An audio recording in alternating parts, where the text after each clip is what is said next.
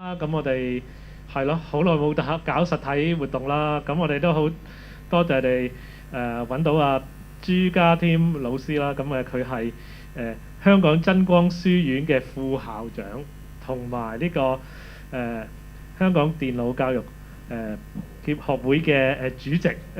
係咯。咁所以咁佢今次咧就會講下喺中三啦點樣教 Python 啦，係啦。咁即係有啲好實際個課程嘅設計啊，點樣評核啊，點樣即係幫助啲學生嚟到去學習咁啦。咁係啦，咁就係啦，時間緊迫咁我係啦。好，唔該晒多德叔。係啦，咁咧就等等啊，因為我做老師咧最緊要都要找緊時間嚇，又唔可以即係影響到大家下一個 section。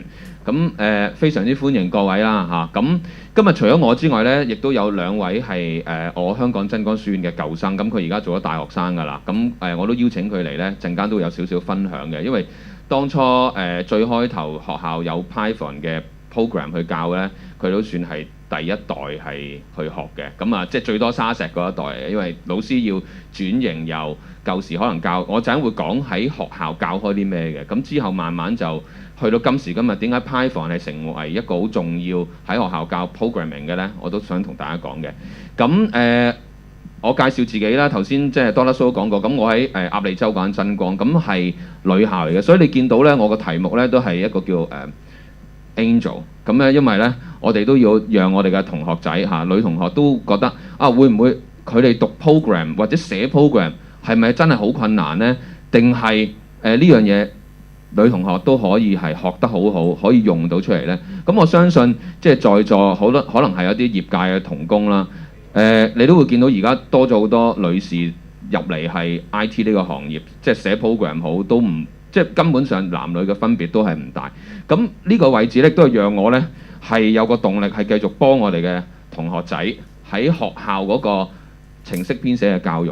咁但係咧，我開頭咧容許我有少少嘅我唔知算唔算悶悶地啦，因為我以往咧就喺學界分享咧就唔會講呢啲嘅，因為學界分享咧大家都係自己我叫行家啦，就好清楚而家教育局嘅個課程係點嘅。但係今時即係但係。可能喺出邊做嘅同工咧，我有啲朋友啦，即係例如喺另一個 track 嘅Dr. 鐘佢咧都係我大學同學嚟嘅，但係佢係做康安 T， 咁佢都唔會知道而家香港嘅教育入邊學啲乜嘅。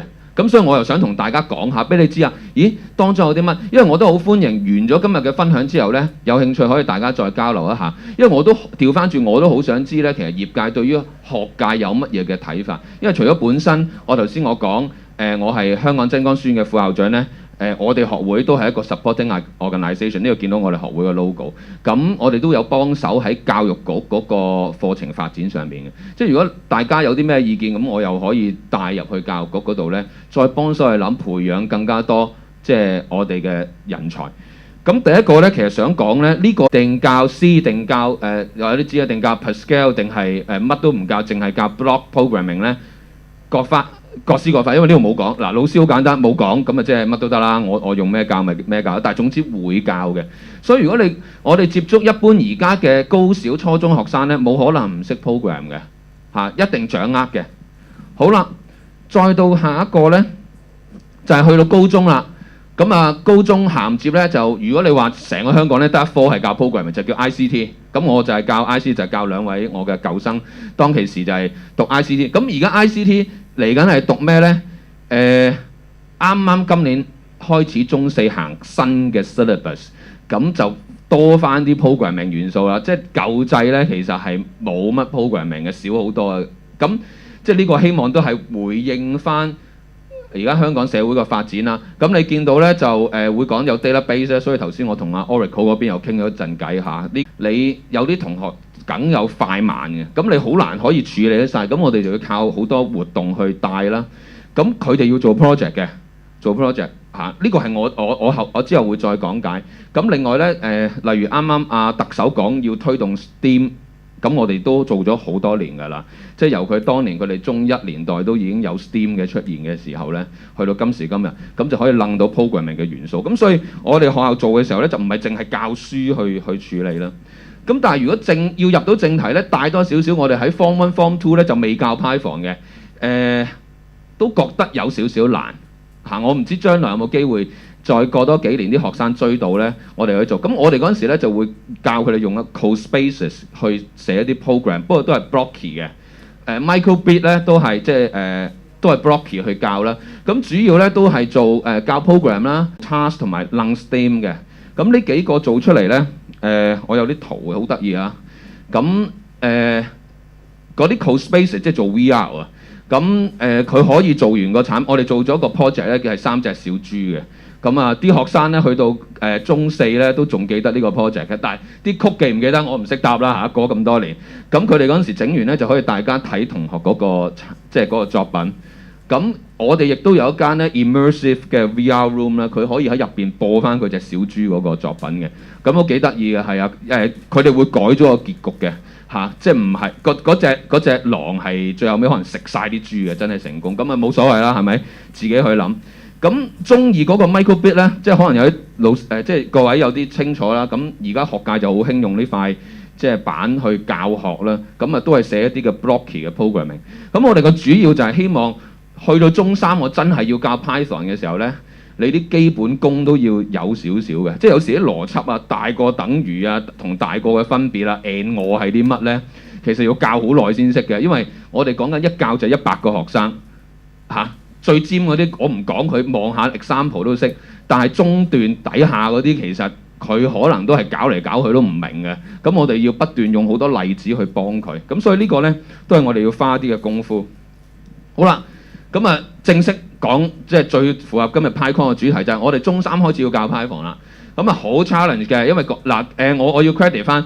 第一年教 Python 咧唔係我嘅，係佢哋更加熟嘅另一位阿孫 Sir， 佢係第一年幫手起咗成個 Python 個 syllabus 出嚟嘅。咁啊，我問過佢今日嚟唔嚟到嘅，因為我要 credit 翻佢。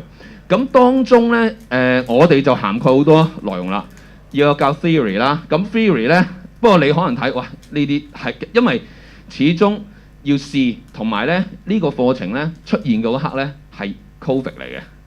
即係喺 online 要去教 programming 咧，好難 debug 㗎，因為係掂唔到嘅。個阿 Sir 喺 remote 點 debug 啫？即係我會講，我哋盡量用啲 tools 去幫佢做嘅。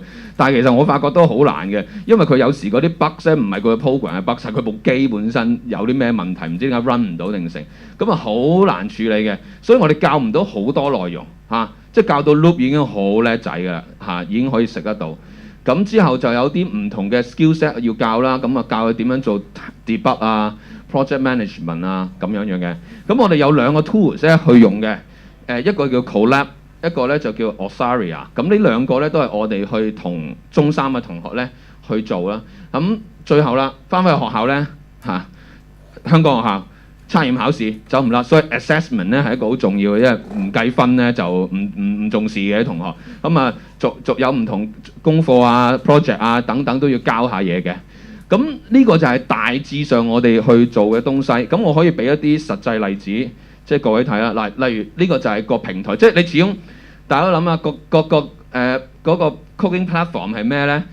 我哋最後尾揀 Colab 其實得一個原因嘅啫，因為 Covid。我如果叫佢用即係喺佢自己部機 stand alone 係冇可能嘅，因為學生屋企可能而家電腦都冇，冇電腦根本 run 唔到嘅，寫唔到嘅。咁你叫佢做即係等於阿 Sir 即係唔使上啦，係咪最開心？咁所以咧我哋就要揾啲online 嘅版本。咁 Colab 係其中一個，又要免費啦，即係如果又要俾錢又搞一大輪，即係呢個係學校好多 concern 嘅。咁同埋我哋又唔係用好多即係好複雜嘅即係東西嘅，係咪其實初中一個 library 都唔使 call 都學晒我哋要學嘅嘢㗎，咁啊由佢啦，咁啊照去。咁佢唯一嘅好處咧，真係 cloud 得嚟咧，我哋老師咧係入到落去佢嗰個 Colab 幫佢 debug 嘅，係真係好辛苦，突然間要幫30個學生 debug 嘅每一堂都。咁我哋有 assistant 嘅，咁啊2個一齊就撳入去，即係逐個望下佢 run 唔 run 到啊成啊。咁你明嘅，一個初學嘅同學咧，都都係好多問題嘅。雖然我覺得比起即係我哋舊時學呢，佢已經個表達啊個 presentation 係容易明白好多㗎啦。但係其實學生嚟講呢，佢例如大細階啊、code 唔 code 啊、即係呢啲都係搞到亂晒嘅時候都好救命嘅。咁我哋都努力去教咯。咁而家我哋翻到實體之後呢，個事件就好唔同啊，快好多嘅。因為老師一埋嚟，同埋最緊要係咩？個學生唔識咪睇到隔離嗰個啊嘛，喺屋企都睇唔到隔離個阿媽唔會識噶嘛，咁深嘅嘢，即係通常都唔識啦。咁隔離嗰個通常就話咁樣咯，你錯呢幾個字啊，都幫下手啫，令到個教學係好多嘅。即係始終我哋都係 buy 實體咧係好啲，始終咁細嘅學生咧，佢要有嗰個自己 debug 嗰個能力咧，都係要啲時間去掌握。好，咁咧即係上堂咧，咁呢個就真係 credit 啦，阿孫 Sir 整嘅筆記啦嚇。咁我借咗佢嚟講，咁我哋都會教啲 theory 啦。咁呢個已經去到差唔多好後㗎啦，講緊 loop 嘅。咁啊，因為其實 loop 嘅概念喺唔係咁 logical 嘅學生嚟講咧，其實佢會 loop 住咗，諗唔到究竟你講啲乜㗎。佢知啲嘢會不斷重複咯，但係佢點都寫唔到啊，唔知道點解個 variable 佢會轉啊，有剩啊，搞唔到啊，諗唔清楚即係 even 佢就算啲 syntax 已經係掌握咧，都係最後個 program 係爛嘅咁呢啲就係我哋唯有開頭要俾到佢，即係圖像化例子，你寫到已經好清晰啦。咁啊，老師就要同佢 go through 之後咧，就要有一啲嘅 task 同佢做嘅。咁我哋都諗咗好多，你見呢度都 program 15唔止嘅，夾埋學咧，同個學生講可能要寫30-40個 program， 學晒成個 Python 嘅課程，咁都幾 heavy 嘅。咁但係冇計，你都要不斷 practice 去睇唔同。咁例如我哋會揾啲得意啲嘅題目啦，女仔計 BMI 就一個好正嘅，因為咧佢要 testing 啊嘛，咁佢係唔會擠自己嗰個落去嘅，咁你計隔離嗰個落去啦，咁就通常俾個假嘅佢嘅，係啦。咁但係都即係有趣啲啊，係嘛？我哋去學習。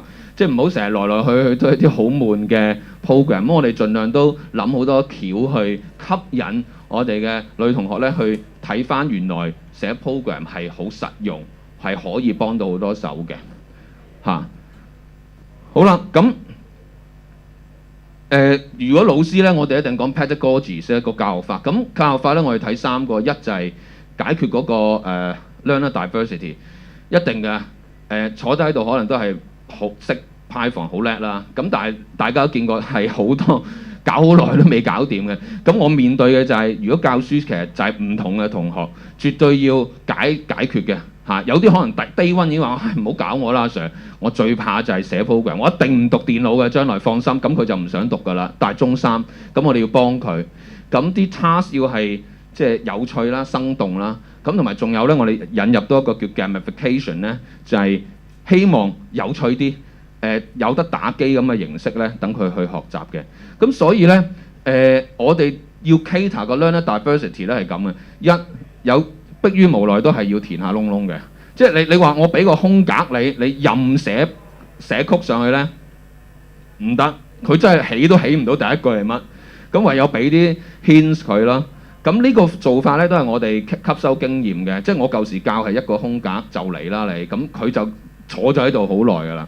咁我哋咁樣咧，佢至少都會諗下填到幾個窿窿都去到。咁喺學校嘅 assessment 嚟講都有分嘅。雖然個 program 咧老實講一係得一係唔得嘅啫。咁但係對佢嚟講就唔會變，一路學 Python 一路過關咧就可以係吸引啦。而家啲小朋友始終都覺得望住啲筆記都係返學啫。咁但係其實寫 program 可以係好有樂趣嘅。咁但係學校又好難，我自己做到呢啲 platform， 咁我哋就俾錢去 subscribe 咗 and then 啲學生就慢慢去即係學下啲 syntax 啊，或者一啲嘅唔同嘅即係 logical thinking。咁呢個咧都係吸引到，因為有學生都爆晒機㗎啦，係好快嘅1-2個月就做到啦。咁最後咩咧就係、我拉翻上去嗰個 ICT 嘅 platform， 即係呢個係高中啦 DSE。咁係好悶嘅，因為考公開試3年，你個目標就係考到個試即係所以咧我只係俾大家睇翻，可能如果而家今時今日咧個學生會學到咩咧？呢個大概去到最後㗎啦，咁啊都係學緊啲 array 嘅啫，係啊，即係不過我知 Python 就唔係叫 array 啦。咁但係個唔好全地球啦，全國際嘅一個即係你當 programming 嘅奧林匹克比賽嚇，咁你成日聽奧數啊、奧乜奧物咧，咁電腦就係 OI 嘅，咁我哋會咧就係佢哋嗰個即係承辦去處理，咁我哋入邊嘅同工咧都 develop 咗一個 online judge 嘅 platform。簡單啲嚟講咧，其實做啲乜咧，我就唔詳細講，因為我都即係呢個我都係抄我哋會嘅一個老師，因為佢之前去宣傳。簡單嚟講咧，就係一個 platform 入邊有好多 task，and then 咧啲同學就睇住個 task 寫 program， 寫完個系統係可以知道佢啱唔啱嚇，計到晒入邊嘅唔同嘅分數啊等等。因為咧其實佢哋做 OI 嗰紮學生咧係好 brilliant 嘅，好犀利，好快，同埋狂打落去嘅，即係好似真係打機咁一路咁樣同人鬥快，一個 task 一個 task 咁樣去砌嘅。咁所以咧我哋會就寫咗個咁樣嘅 program 咧，係去希望再推動成個香港入邊咧嘅 programming 嘅氣氛，因為你始終你曲高和寡咧啊，淨係叻仔叻女先玩到 OI， 冇人中意。你有個平台咧，唔同程度入去啊，例如我玩10條咯嚇，你玩20條啊，佢啊你啊勁啦，你爆機咁你咪出去比賽咯，唔緊要嘅。其實香港因為 programming 其實都係 DSE syllabus 其中之一啦，所以好自然咁樣就喺上堂嗰時第一次接觸到 Python 啦。咁嗰時就覺得咧 Python 呢樣嘢就好有趣啦，咁啊產生咗一個動力繼續學落去啦。然之後參加咗唔少活動啊、比賽啊，例如呢個 Microsoft Technology Association 舉辦嘅 Introduction to Programming Using Python。咁就喺個比賽入邊咧，其實學習到好多喺上堂學唔到嘅 Python 知識啦，更加深入咁了解到 Python 啦。咁喺學習 Python 嘅期間，難免會遇到唔少嘅困難啦，例如好似之前講嘅 debug 嘅問題啦。咁遇到嘅困難嗰時，通常都會係上網揾資料啊，又或者直接問老師嘅。咁上網揾資料嘅好處又係因為網上面有好多唔同嘅資訊啊、數據啊，咁我哋會經過自己分析、思考咁樣啦，抽取翻啲有用嘅資料啦，咁所以就會更加入腦啊，加深咗印象。咁下次遇到類似嘅問題嘅時候咧，就可以更加快嘅解決到啊。而問老師咧，就一嚟好快咁解決到個問題啦，而且老師咧其實都會一步一步咁慢慢教翻你啦，由你唔識教到你明，又或者會分析翻你錯嘅位喺邊度啦，慢慢咁講解翻，等你可以全面啲咁學習到啦。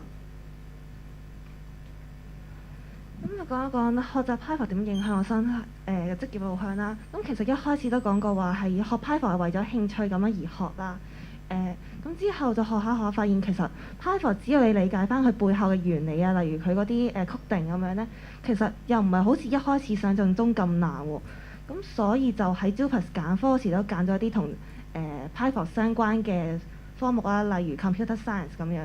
咁入到大學更加發現咧，其實唔同科目都需要學到 Python 啦，例如學緊Data Science 嘅，同埋我而家讀緊嘅環境工程，其實都要學到 Python 嘅咯。所以就覺得 Python 非常之有用、廣泛使用啦，同埋 Python 好講究邏輯性思維，所以都訓練到我點樣諗得更加 logical 啲。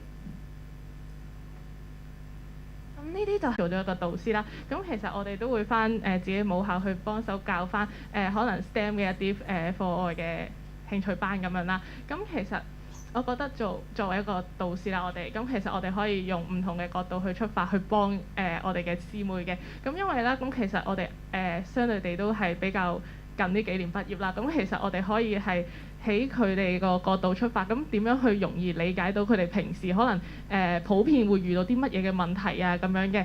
咁同埋可能年紀比較相近嘅關係啦。咁其實佢可能即係師妹有時遇到啲問題嘅，咁佢哋其實問翻我哋嘅時候咧，咁其實都唔會話咁尷尬啊、怕醜咁樣啦。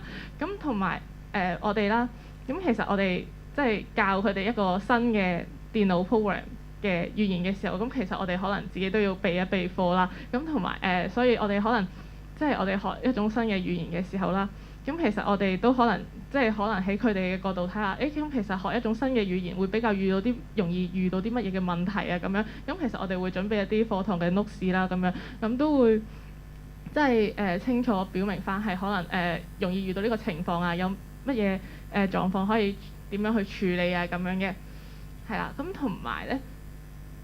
咁其實即係作為導師啦，亦都係一個好好嘅學習機會啦。因為其實可能佢哋去寫個 program 又或者係整一個 game 嘅時候，咁其實佢哋係用翻佢哋相關嘅 command 啦，但係可能唔係好常見嘅，咁其實我哋自己都要學咗先啦咁樣嘅。咁好啦，跟住然之後就講下點樣去提升學生嘅興趣啦。咁朱 Sir 頭先亦都提及過啦。咁其實我覺得咧 STEM 係一個好好嘅方向啦，即係去吸引學生去即係喺 programming 去有興趣嘅。咁其實我覺得咧可以用唔同嘅工具啊，又或者遊戲嘅方式去提升學生嘅興趣啦。咁例如我覺得係軟硬件兼備嘅。咁例如喺硬件方面啦，咁就可以有呢個任天堂嘅 Switch 啦。咁因為其實咧呢個任天堂嘅 Switch 你幾好係可以喺學校嗰度攞住部 Switch 去打機，但係其實唔係打機嘅。其實我哋都係學緊一種都係學緊一種programming 嘅，都係啦，可以見到呢幅圖咁樣啦。其實都係用一啲 block 啊咁樣都去連線咁樣去整一個 game 出嚟啦咁樣。咁其實相對地咧都係學習緊一種新嘅語言，咁佢哋自己會寫翻一個 game 咁樣啦。咁同埋咧有 microbit 啦，咁其實 microbit 就係通常都係喺網頁度打翻 command 咁樣啦。咁 software 咧就可以有呢個 app inventor 啦，都係寫 app 咁樣嘅。咁同埋Scratch 啦，咁其實都係一隻貓仔咁樣，係用唔同嘅 block 去 command 埋，咁組成咗一個 program 啦咁樣啦。咁同埋要俾錢嘅就係 Osaria 啦，咁就係用係一個要俾錢嘅付費嘅平台啦。咁樣就係透過打一啲 Python 嘅 command 啦，去操控個角色向前向後行咁樣，咁去慢慢去衝向終點咁樣嘅。咁可能中間有啲障礙物咁樣啦，咁同學就要諗點樣去打一啲 program 啦，去避過嗰啲敵人咁樣啦，咁去過關嘅。同埋咧我哋近排啦，咁我哋有師妹啦，亦都係參加比賽啦。咁佢咧就用呢個 iOS 嘅 Swift 去寫一個 program，去自己整一個 game 去 design 係專 for iOS 嘅 system 咁樣嘅。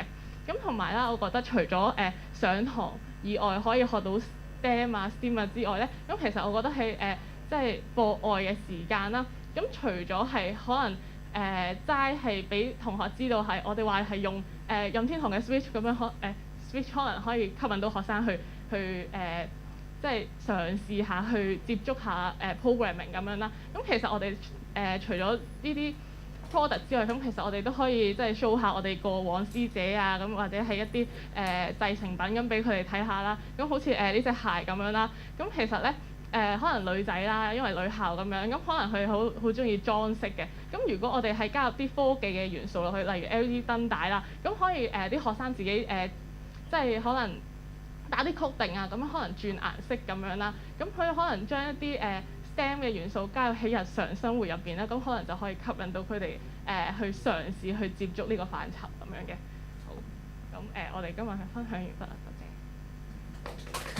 好，最後咧，我做個小總結啦。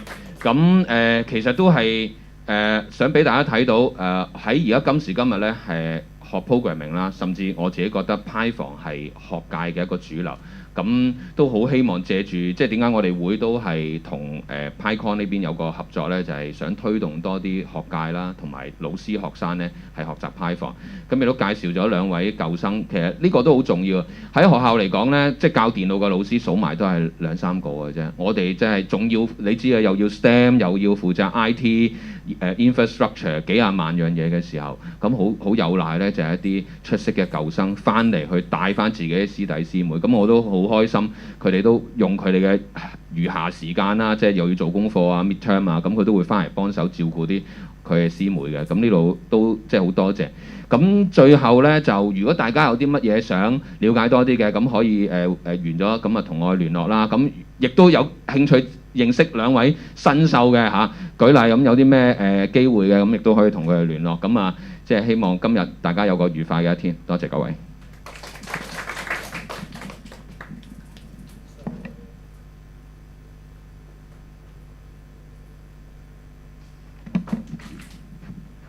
係啦，咁時間就唔多，又可以問一條咁多問題啦。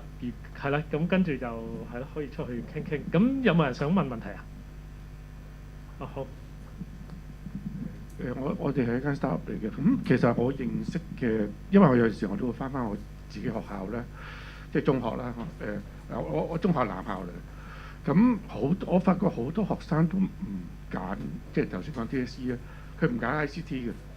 其實我唔知道係咪一個趨勢定係係香港學生係因為我哋都會面對話，而家成日話講揾一啲 programming resources 都好難，即係我哋要 outsource 出去。咁朱校長你點睇咯？真係好多謝呢個咧都係我哋會咧近排其中一個方向。點解小學生佢唔讀電腦咧？喺高中好簡單，我要喺大學讀電腦，例如我係喺中大我讀IE 嘅，嗰個年代就冇乜所謂啦。咁但係到今時今日咧，其實原來唔使一定讀電腦嘅，喺高中都可以入到 engine 去 IT。佢睇嘅係你有冇讀 Advanced Maths 或者係 Phy Chem Bio。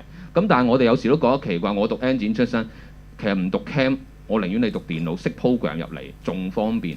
咁呢個就係大學嗰個 mindset， 佢都要改變到咯。如果唔係咧，學生啊，我都好簡單嘅啫，我揀3科嘅啫，我梗係揀啲最有把握同埋入到大學㗎啦。如果啲叻仔叻女，我即係呢個係好功利。所以呢個地方咧，我哋會咧，其實而家都有同某一啲大學去傾緊，可唔可以放寬一啲，讓到有讀 ICT 嘅同學都有 advantage 可以揀到電腦 engine 咧。咁其實成件事先推動得到。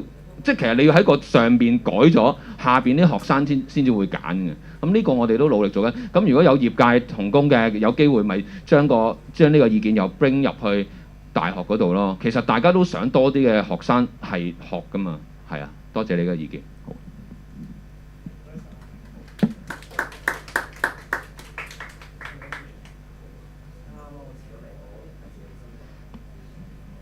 Testing。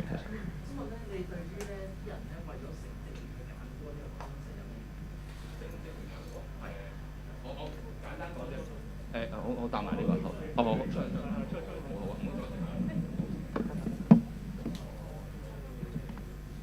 好，咁首先多謝朱副校同埋佢嘅學生嘅介紹啦。咁我哋下一個 section 咧會係英文去講，講者會用英文去講嘅。咁係 AutoML Capital 嘅 CEO Rebecca Lim。Our next speaker is Rebecca Lim, the CEO of AutoML Capital, and then this track will be conducted in English.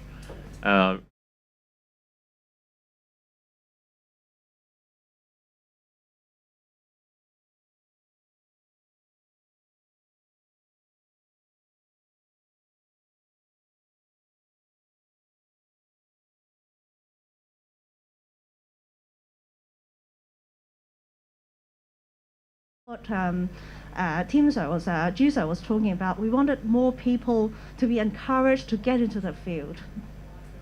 So today I'm going to talk about using automation, monitoring, visualization in the area of wealth tech. Just to give you a little bit background of myself, I am the founder and CEO of AutoML Capital. What we do is we use AI in the area of wealth management and portfolio management. So on top of that, I'm also a physicist by training, and I've studied physics in undergrad, master in the area of atomic physics and particle physics. And then I graduated and I started my career in quantitative finance for more than 10 years.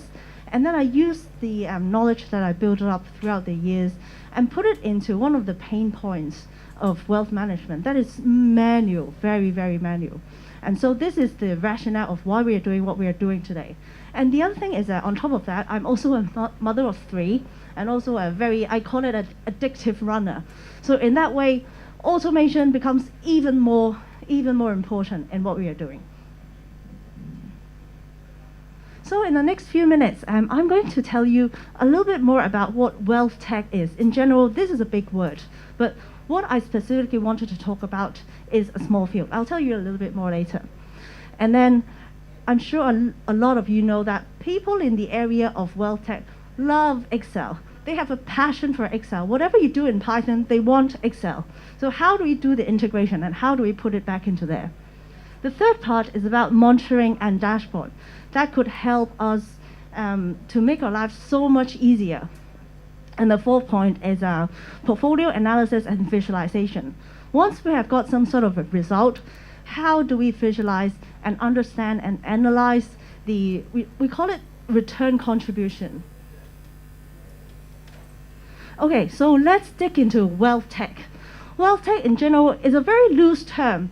It just means that you put tech into wealth management. And then wealth management is a very, very big word. Some people would do trust kind of business or a very relationship driven business. But what I'm going to talk about today is a very, very specific part, which is portfolio management. That is, how do you create a portfolio using different assets or different asset classes or different securities, whatever it is. Okay, so a bit of an elementary definition of 3 words: artificial intelligence, machine learning, and deep learning. A lot of people use these three words interchangeably, but here's a diagram to explain to you what the relationship are. So the biggest category is AI, and then machine learning is actually a subset of AI. And then we have deep learning, which is a subset of machine learning. Okay, sorry, more definition. So the next one is about artificial intelligence, or this is actually 3 important words in machine learning. If you take away one thing today and you don't know anything about AI, take away these 3 words so you can tell people that you know about AI. Supervised learning is the most commonly used way of supervised learning, machine learning method. It means that you're teaching it with the answer. What that means is a very typical example is forecasting the house price or property price. So what you have is the feature of the property. You know how many rooms there are, how many bathrooms there are, how many square feet, how far it is from the empty house station per se. And then you have the answer for that. For example, if you go on an e-commerce site, you'll be able to buy something, and then it will automatically recommend you to do something, to buy another product. So this is a very extendedly used example of where unsupervised clustering problem is used in. The third one is reinforcement learning, very, very powerful. One of the ways that I describe it is like how you learn to ride a bike.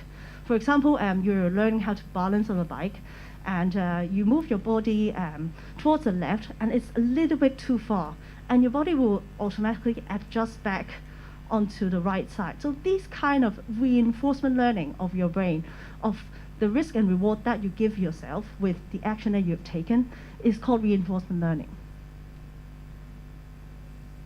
Okay, so let's go a little bit into the finance now. I need to give you a little bit of background of what portfolio management in order for me to explain to you a little bit better how we apply AI and other automation in there. So portfolio management really is about creating a portfolio with a universe of things. Whether it's asset classes or different securities, a basket of things. And what you need to think about is, how do I optimize that basket of things? For example, if I have IBM stock, Apple stocks, how do I decide how much of these to buy when?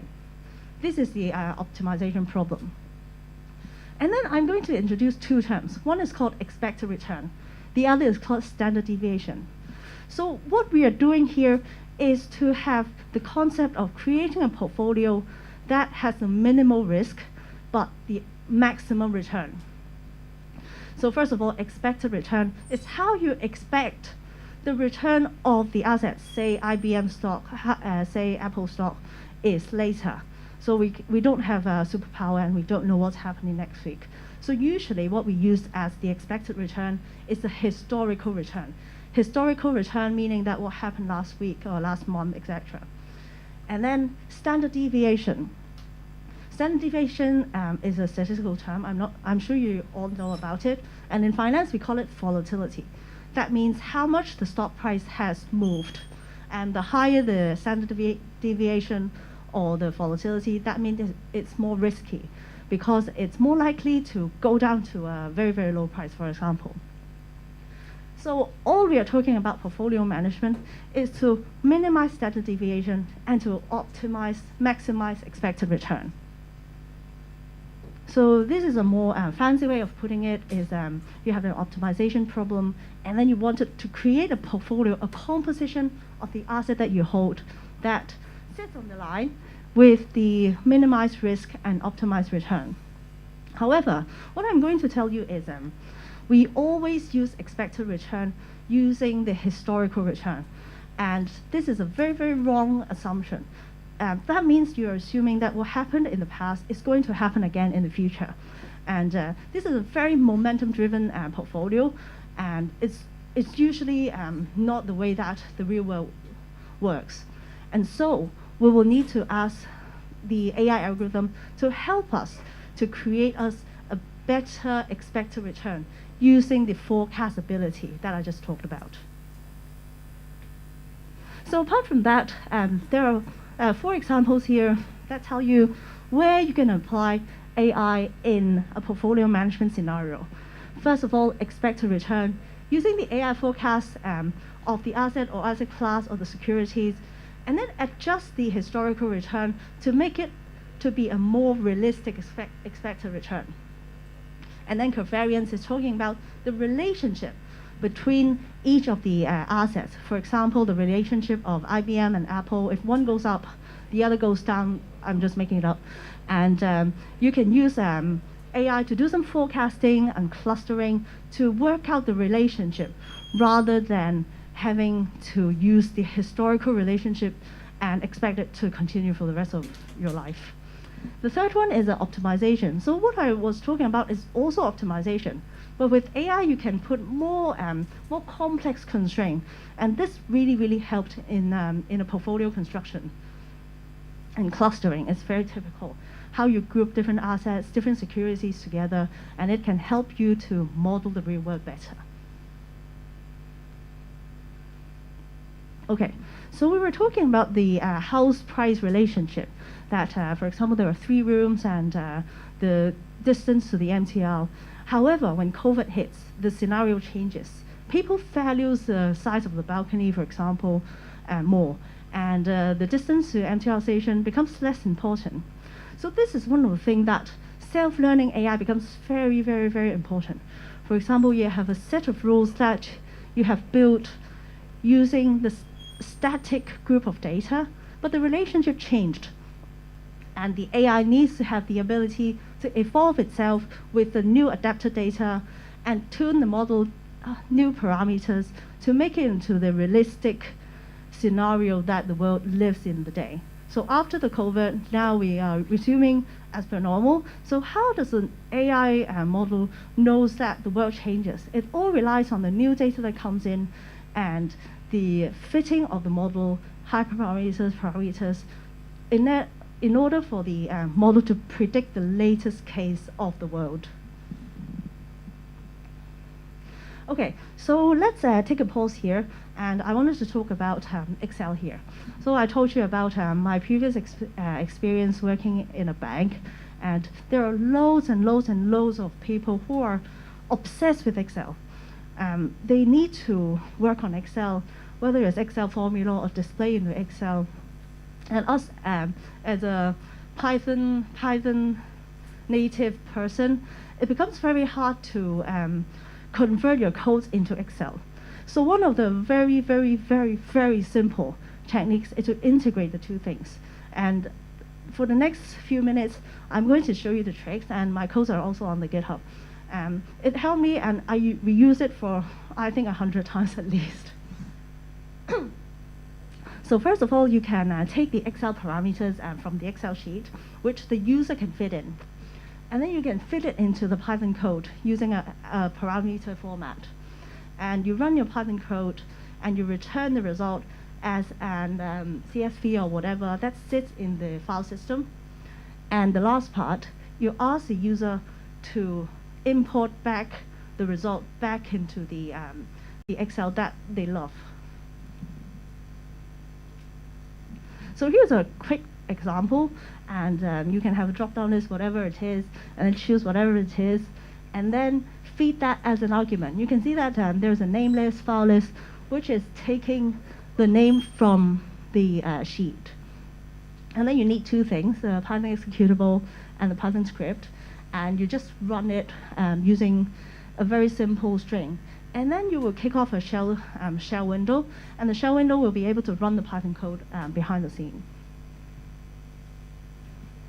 And then in the Python script, I used argplots, so you can take the parameters, which for here it's minus n, which is the name, and minus f, which is the file, and feed it into the codes. And then finally, I use a very simple Python. So you can see in the function, the name list and file list are fed into here. And then finally, I used pandas to CSV function and save it into a.csv in the file system. And then I have created a file. So whether it's a Unix or whatever file system, it will all work. And then this is a very simple import function. What it does is open up the CSV that we just created, and then with the it copies the data back into the master workbook. Simple as that. So this is exactly the same sheet. I apologize for very simple and basic things I just put together for the purpose of today. So something like that, and this automatically changes. I wanted to talk about this function too. It can allow you to do all sorts of fancy things. When you allow one cell changes and the other cell changes using a function. It's also in the codes that I put on GitHub. So you can just run it.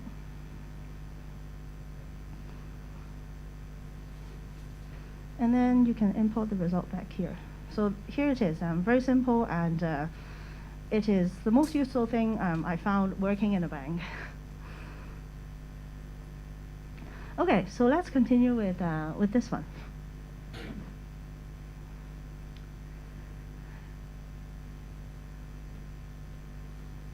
I think it's this one. Okay, so the next one I wanted to talk about is monitoring and dashboard.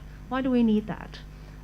All our end-to-end system is automatic, which means that I can stand here, I don't need to look into the system, and we've put our system behind many firewalls for security reasons, so which makes it very difficult for me to go in the system to look at the status and what's happening. And also what is more important is I need to know if there is any issue, any problem, what's displayed out from the system. So here is, again, a very simple set of tools that will allow you to do that and free yourself from constantly monitoring your system. In this dashboard, we use Grafana here. And there are two main purposes of that. One is the status of processes, and the other is business information. Status of processes, what I mean is we have got lots and lots of process. We need to understand at any point in time, for example now, how many of the process has running, successfully run, fail, or there is an issue that I need to address. So by having a one bird eye view, you'll be able to see all the process status as of now, what is happening now. And the next one is business info. What it means is we're using Grafana, and we use all the processes, and we write the result back into the database. And then the Grafana dashboard, we have got specific script that reads from the database that the processes has written into and get the status and display into the dashboard. Also, we have connected to Telegram so that all the alerts can be sent out through a Telegram channel.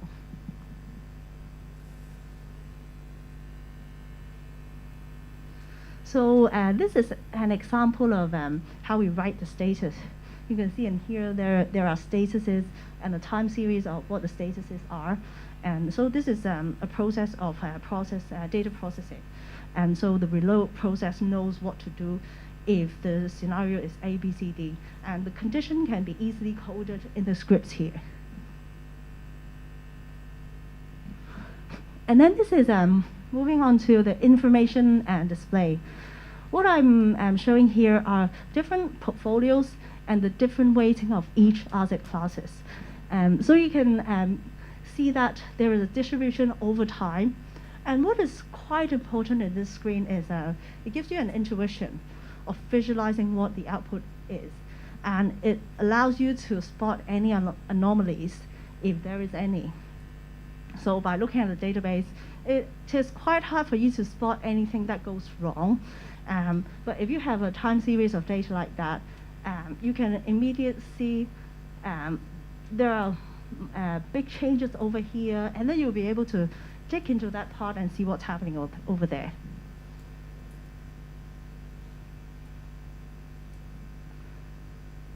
So Grafana is very easy to use. It is just using a SQL query to query into the database that I mentioned earlier that you write the result into, and into the portfolio it is. And it's also very important to explain the return that we have created in the past. And so I've got some graphs, and I hope I can give you some ideas of ways of presenting the portfolio composition. So this is a typical graph about cumulative return of different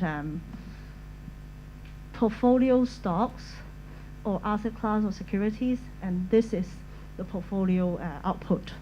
Doesn't make any sense, right? You cannot possibly understand what's behind the scene.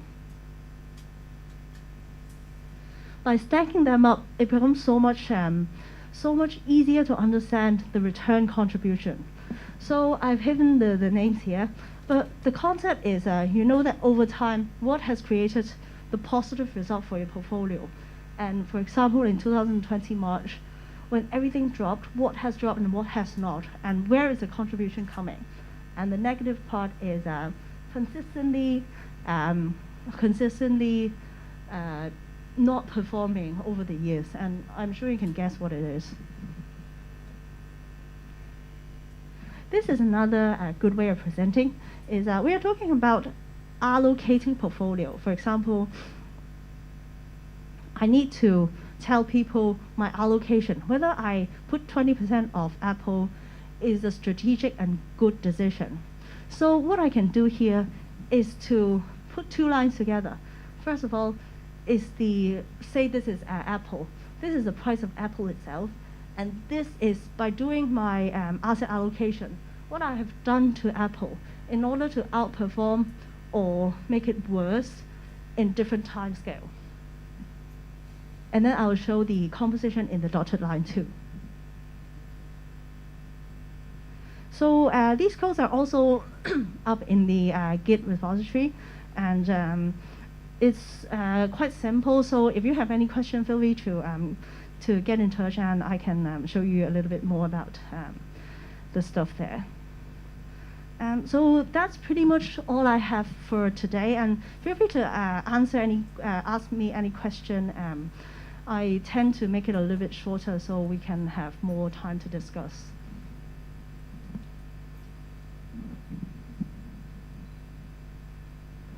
You may raise your hand if you got a question.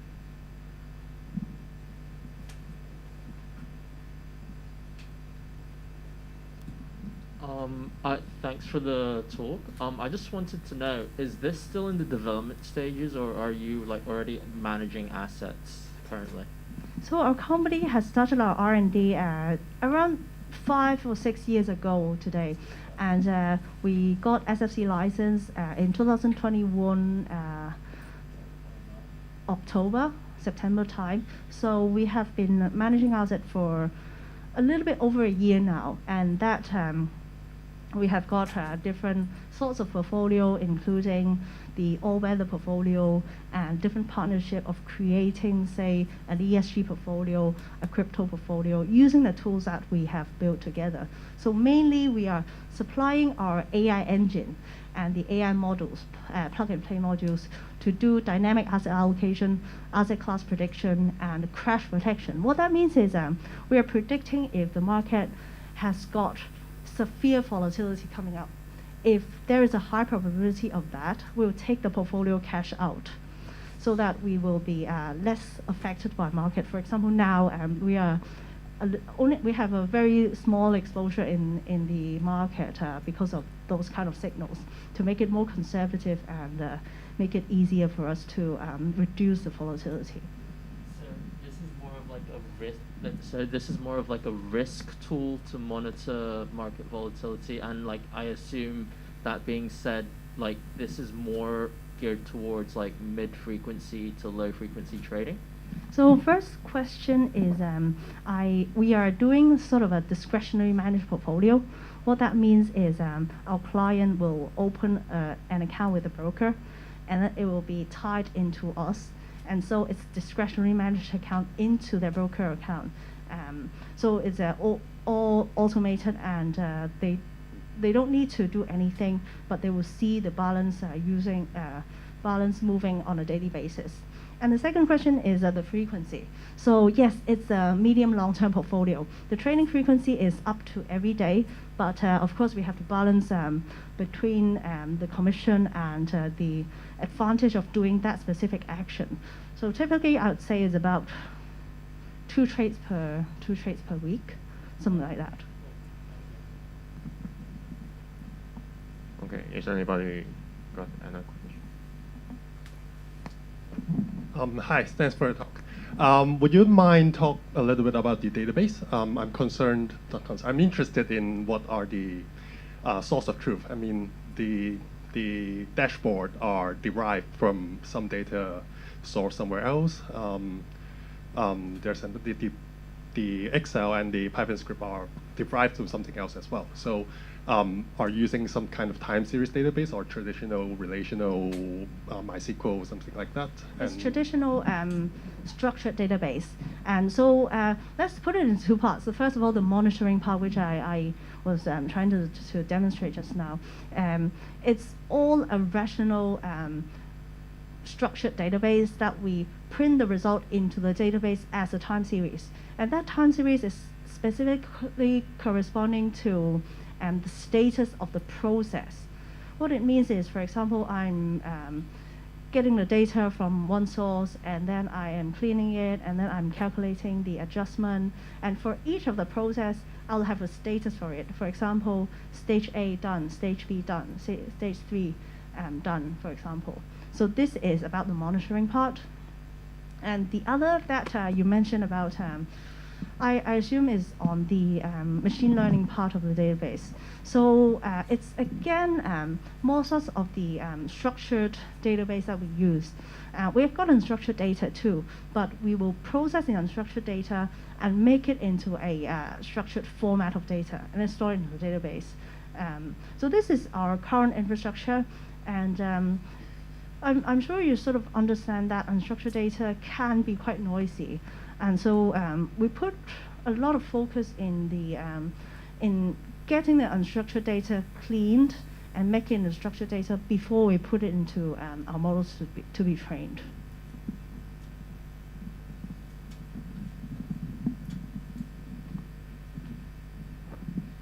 Hi, thank you for the talk. I want to ask about the final part of your presentation about the return, or maybe the contribution and attribution analysis part. Can you talk a little bit more about that? And maybe, I guess the question is, what type of contribution analysis do you find the most useful or the most interesting? And can you give an example of it? Okay, so maybe I'll talk from top-down level. So what people are interested is Sharpe ratio, drawdown, return. So these three things go hand in hand. First of all, one of the portfolio analysis that we do is to find a very fair score that accounts for all these three elements and present it in a way that we are not only optimizing the total return or the Sharpe ratio, but a mixture of all these things. So this is one of the things that we do. So breaking the three things down will be the return contribution, which I sort of give you some ideas about stacking up and then understanding on a portfolio level what has contributed so much about that. And what is, again, more useful is comparing different setup of portfolio and your benchmark using that kind of stack graph. And then you'll be able to do, do all sorts of fancy things like the delta between the two things, or delta specifically for 1 year, 2 year of the crisis period, and how do you define a crisis period. And then the third one is the drawdown. Drawdown graph is, again, very, very important. What is more important is comparing different portfolio and benchmarks drawdown too. You can explain to people your total return has added that much because you have avoided the downturn or avoided a big drawdown at this period of time.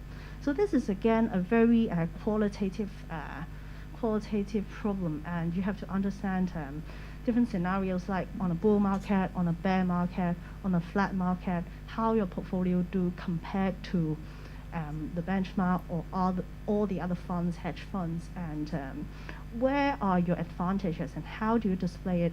Is it in terms of drawdown? Is it because you have avoided a big drop in order for you to gain the return that you have, or you have consistently beat the market on a bull market, etc.?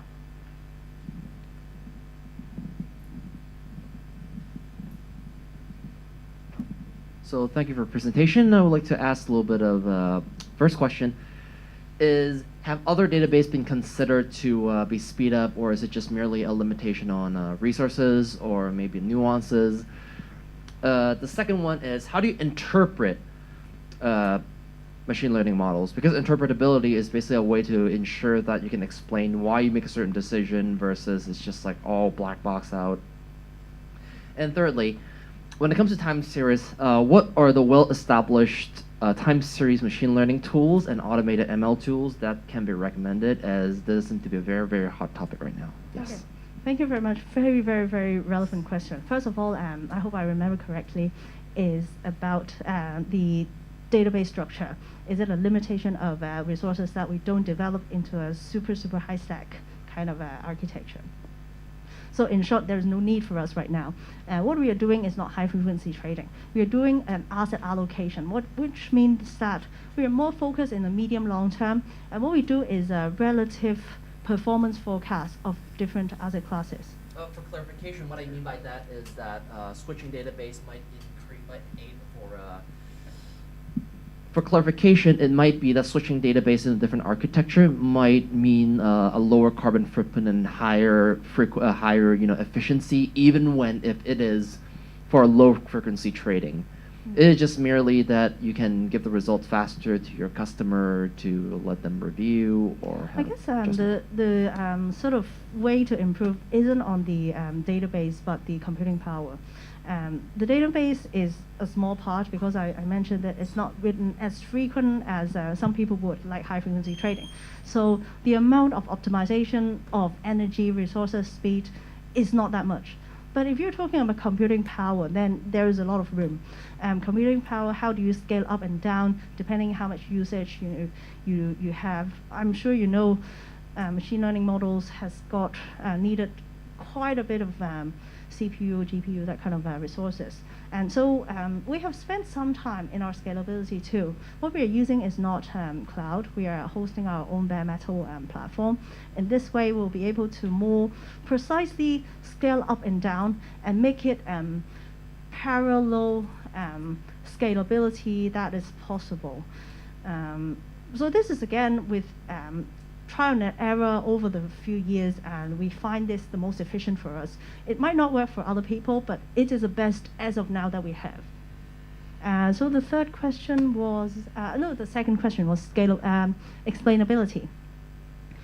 Very, very relevant question because this is the most important thing to an asset manager. How do you explain the result? So there are typical ways of doing this.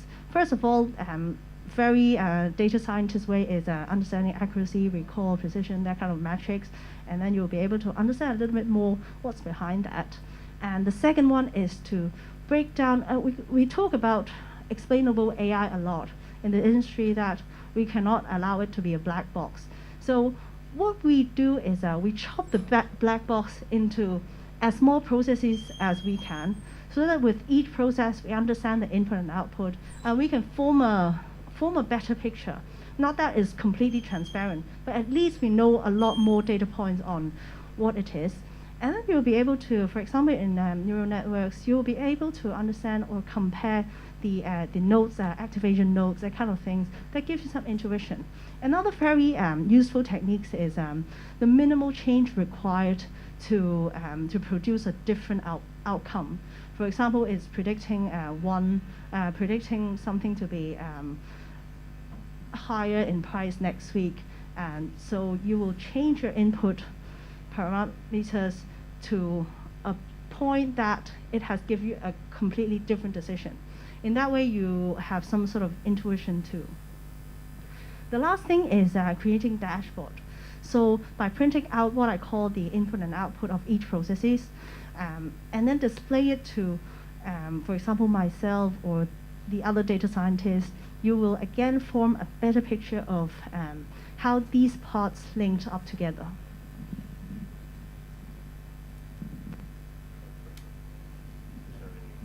No, because I guess when it comes to interpretability, because for clarification, when it comes to interpretability, I'm not necessarily just referring to just like an input-output check. It's more in a sense of internal logic check, because, for example, when it comes to like random forests or other, non-direct aggregators, very often people will create like a kind of presentation like, because of conditions X, Y, and Z, I make decisions A, B, and C. And there's basically like a line drawn between like a cause and effect thing. And for a lot of models in the public, you can't just draw a direct line. When it comes to like time series, however, it's even like more difficult to make a direct like human-esque judgment to present to your clients, right? Yeah, I guess there is no perfect answer to this question, and this is also one of the core fundamental concepts that we have in machine learning too. So to make it a little bit more transparent, what I would say is to combine the traditional domain knowledge into the data scientist expert knowledge. What it means is for the domain expert, they will have some sort of a gut feeling to understand the feature importance of what comes out. And then they will be able to rationalize whether that is really the key of something that is happening now in the market to correlate back into the decision of the model. All right, due to the time limitation, I guess we can have one more question to Rebecca. Anybody got an extra question? Hi, I was wondering about your thoughts on sentiment analysis, on using that kind of data to base investment in stocks, yeah. Okay, so I assume you're talking about unstructured data and then using NLP to turn it into sentiment, that kind of workflow, right? So different asset class and different specific stock, the usefulness is different. For example, if you're talking about fundamental data, which is the financial statement, balance sheet, etc., it all only comes once every quarter. So every time it will be already priced in by the time that you analyze that and get the result back. So if you're talking about news and unstructured data, social media, it will vary depending on what asset class you're trying to predict and whether it will be creating some noise, that kind of thing. Then you have to experiment on different methods. And so my short answer is it will be useful on some asset classes, but the noise to signal ratio can be quite high too. Okay, thank you, Rebecca. I think we can have more discussion after this session. And thank you again for Rebecca. And then our next session here will be started at 11:45. Thank you, Rebecca. Thank you very much.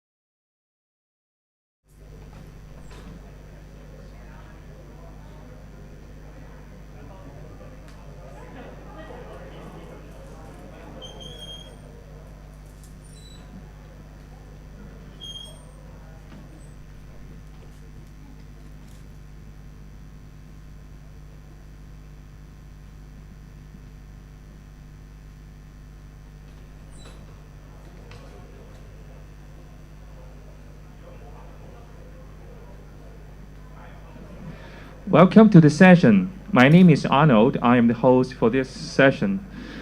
This session is about Airflow and ETL pipeline that you may know, or you may be a beginner of this topic just like me. Let's give a big hand to our speaker, MJ Tong.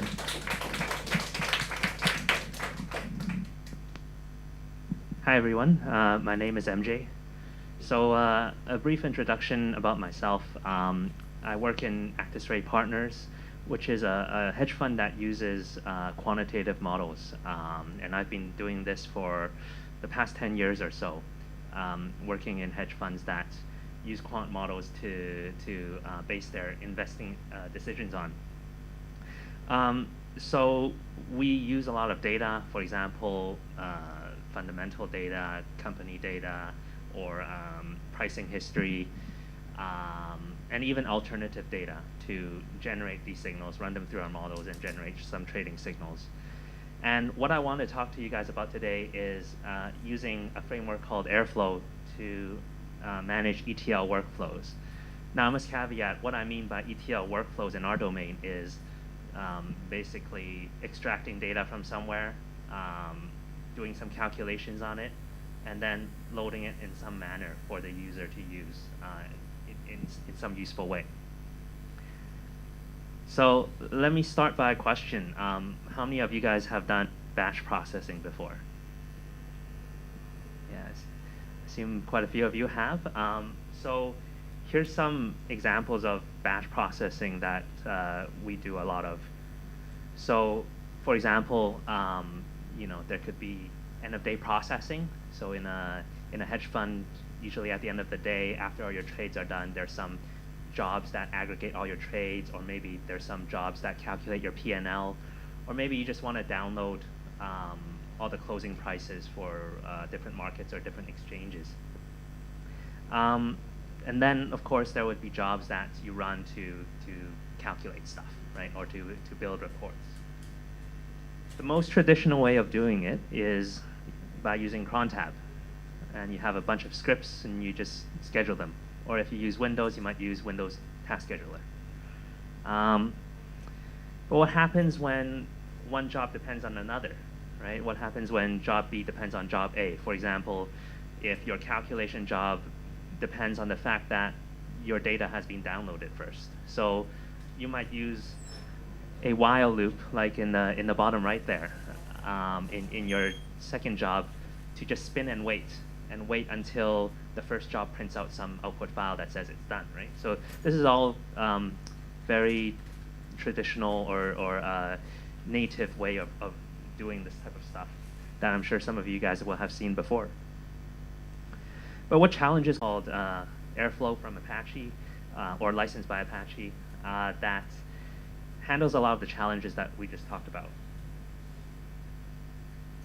In 2018 at this conference, Alejandro Saucedo also gave a great talk about Airflow. It's on YouTube, so I suggest you go check it out. But back then it was in version 1, and now I want to talk about version 2, which is what we're on now. And I also want to give you a live demo of Airflow, just to show you guys how it works. So the core concept of Airflow is the concept of DAGs, or directed acyclical graphs, acyclic graphs. And these specify the dependencies between tasks, and it allows you to control what should happen if a task fails, and it also allows you to rerun tasks. So another way to describe an orchestrator or a conductor of tasks. So here's an architecture diagram of Airflow. I just want to focus on the middle part there. So there is a scheduler in the middle. So a scheduler, it works just like crontab. And in fact, you still specify the schedule in cron syntax. So once the scheduler figures out when a task is supposed to start, if its upstream dependencies have completed, then it will start a task, and it'll send it to the executor. And the executor, by default, uses Celery. So it uses a worker pool. and the workers will then work on these tasks. The rest of it is, I won't go into detail on, but it's also controlled by a web UI, so there's a web server to it as well. So how do you design or create DAGs then? Well, here are some considerations to keep in mind when we're trying to create these things. The first is parallelism. So because Airflow is using a Celery executor and has worker pools, it's inherently a multi-processing environment. So that's something to be aware of, because you could have multiple processes accessing the same resource. And it's just something good to keep in mind, and also as we design this thing. The second point is atomicity, which basically means that each task should be all or nothing, right? Because what happens if your task fails halfway and only updates the database halfway? Then do you rerun it? Do you skip it? If you rerun it, you might get duplicate data. If you skip it, then, well, you might have missing data. And the third point is also related to operations and reruns, is idempotency, which basically means given the same input to a task, every time you rerun it, the output is exactly the same. So that makes rerunning things easy. Now, what are some examples that fail idempotency? So, for example, if your task depends on an input file, but your task also writes to the input file, the same input file, and changes it, then that breaks idempotency, because, well, you can't rerun it anymore, because if you rerun it, then you'll get different input and then you'll get different output. And this part is quite key when designing DAGs, because it just makes it so much more easy to operate.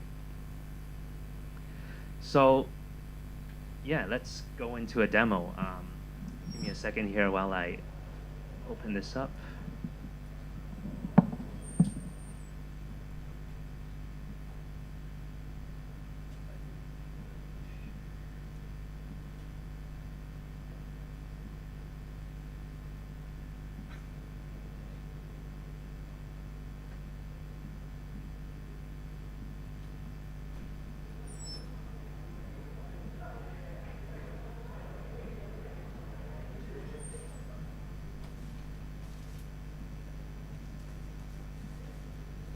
So here's what the Airflow interface looks like.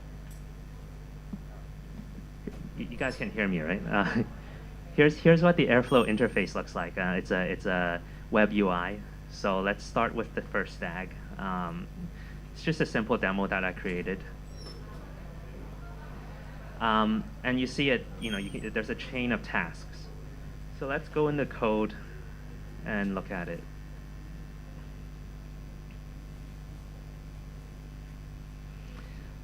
So here's the code. Oh, it's too small? Too small, okay. Thank you. Let me... Is that better?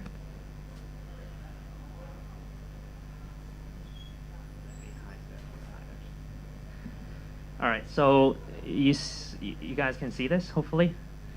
So here's what the Airflow DAG syntax looks like. You see, it starts with a decorator, the DAG decorator, and then you pass in some parameters of the DAG, and that decorator goes before the function that actually defines or away in any of the games. And then at the end, I write this out to a CSV as this team's games. So that's the first task. The second one's again super simple. It reads the CSV from that's passed in, the path that's passed in, and then it just counts the number of the length of it. And the final one is again a very trivial example. This one doesn't even return anything. It just prints whatever you pass in.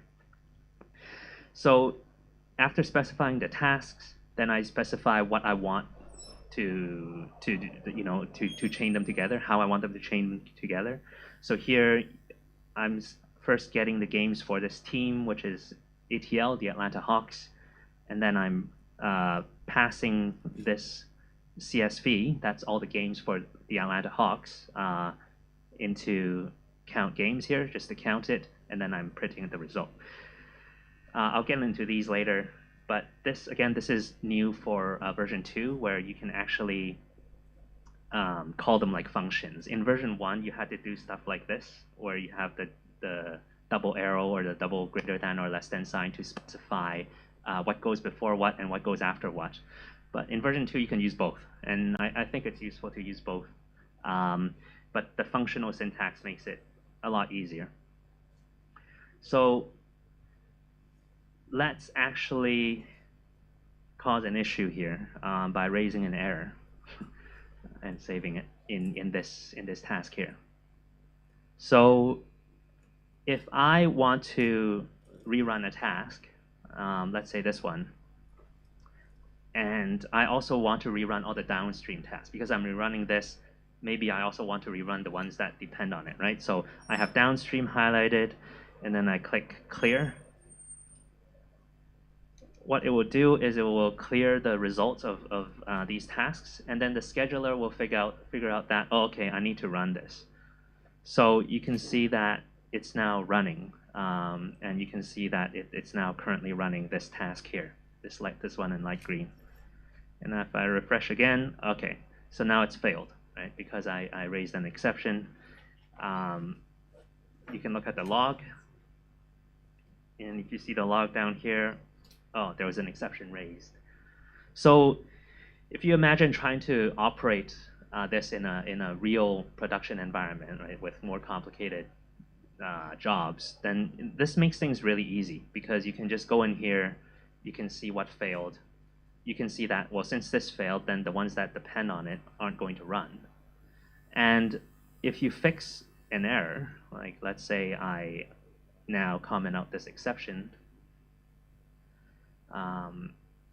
hopefully that picks up. And then I clear it again. Again, I clear all the downstream tasks. Then it's going to rerun it. And hopefully this time it will work. So you see it's running. Still running.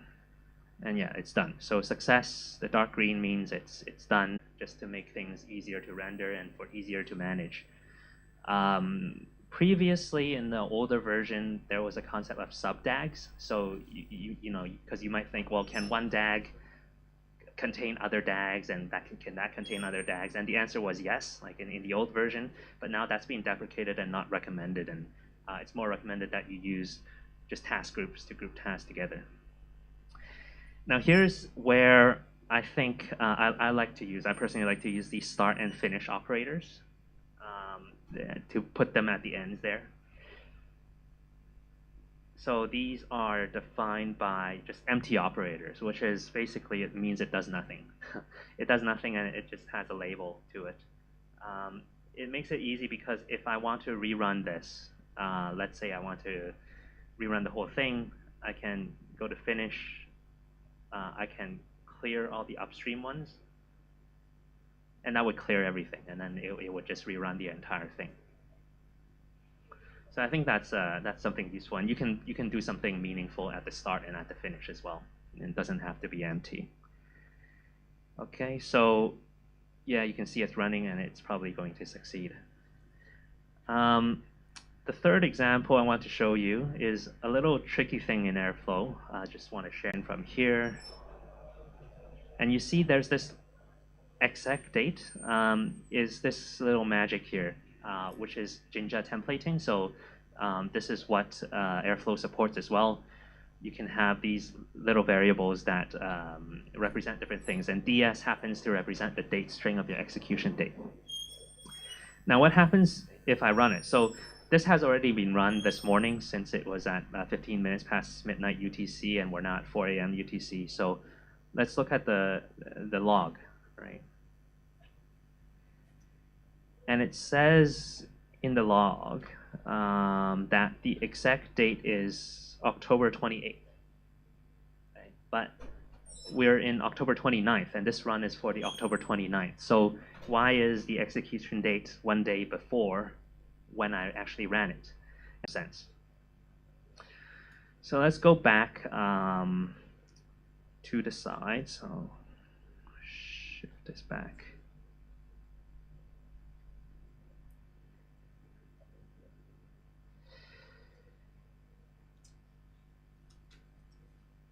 All right, yeah, I talked about the logical date, and there's some links for you there. I'll post the slides. Oh, sorry.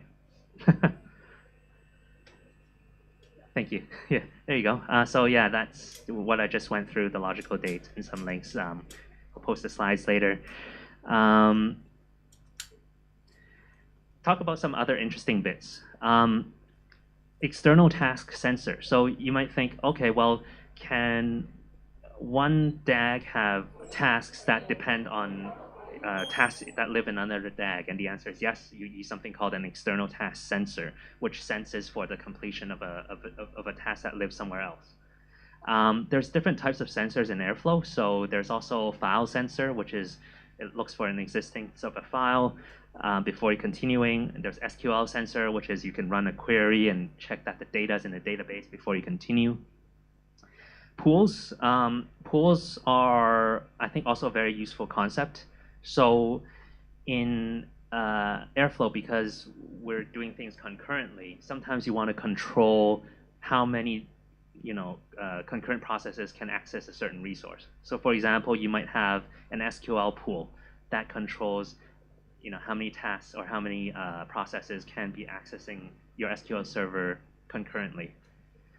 By default, everything's in a default pool, and so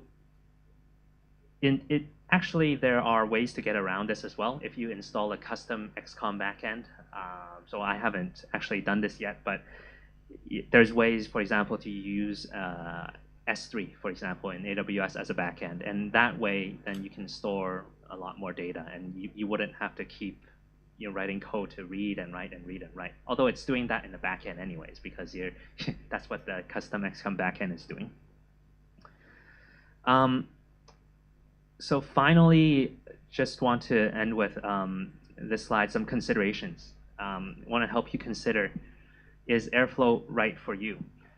Well, Airflow is completely written in Python, so that's good, and it's appropriate that we're talking about it in this conference. It's you can go into the classes and the methods and easily understand what's going on. However, it's somewhat complicated to onboard, I would say. So before Airflow, I was also trying a framework called Luigi, which is similar. It's also an orchestrator. That's a lot more lightweight. But I found that it just doesn't have that many features and wasn't too much of a value add to actually onboard it. So we went with Airflow. Hopefully I showed enough of the demo that you could see there's actually a lot of features on the UI and a lot of things that you can do with it. The third point is that there's actually quite tight coupling between the Airflow framework, the scheduling, and the application data logic, right? So you could see how everything's specified inside the DAG Python file, and the schedule is there. Your application logic is there, and perhaps you could restructure the code a little bit, maybe import your logic from elsewhere, but still, the way that your jobs run and the way that it chains together is very inherently tied to how Airflow works. The fourth point is that I think Airflow makes operation really easy, as in someone maybe who doesn't even know how to code or anything like that could come in and operate Airflow on a daily basis, right? If they see that task has failed, and you can see what the error message is, maybe you could fix it and just rerun things. But maintenance is not simple. Maintenance meaning if I want to upgrade my tasks, if I want to do different things, because of that tight coupling with Airflow, then you would need to know how Airflow works. You would need to know the intricacies of Airflow, those little gotchas, to be able to change the code or to maintain it. The final point is that while the topic of this talk is about using Airflow for ETL workflows, I would say it's not inherently designed for all types of ETL workflows. So like what I mentioned at the beginning, for us, which is we run our models, we run a whole bunch of calculation jobs that take hours and hours to run. We do lots of downloads of data and whatnot. That makes sense for us, right? Because there's a lot of job dependencies, and we want things to be very robust and specified. But there's other types of ETL, for example, like MapReduce. If your data is distributed across many different nodes and you want to aggregate it that way, there's no real feature in Airflow that helps you with that. And perhaps something else like Beam might be more appropriate. All right. So that's 30 minutes. Do you guys have any questions?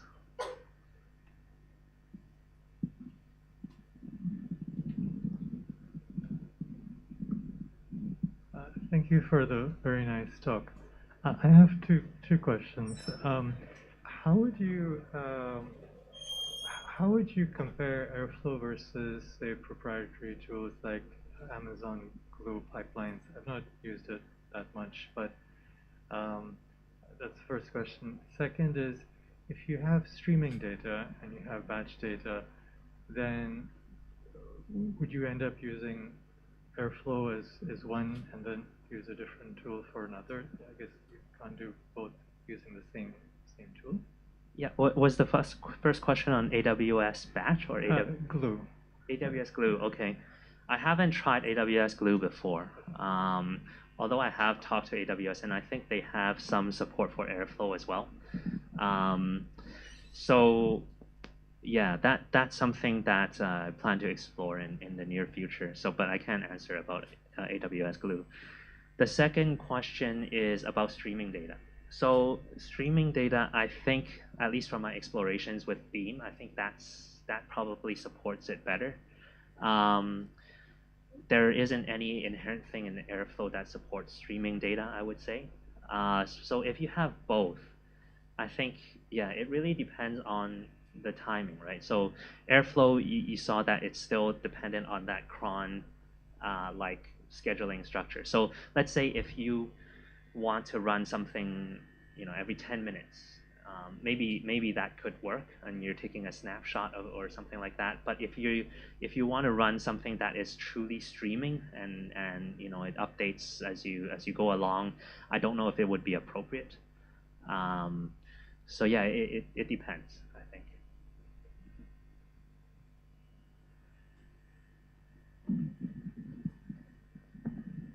Thank you. So I'm curious how Airflow scheduler prioritize different tasks.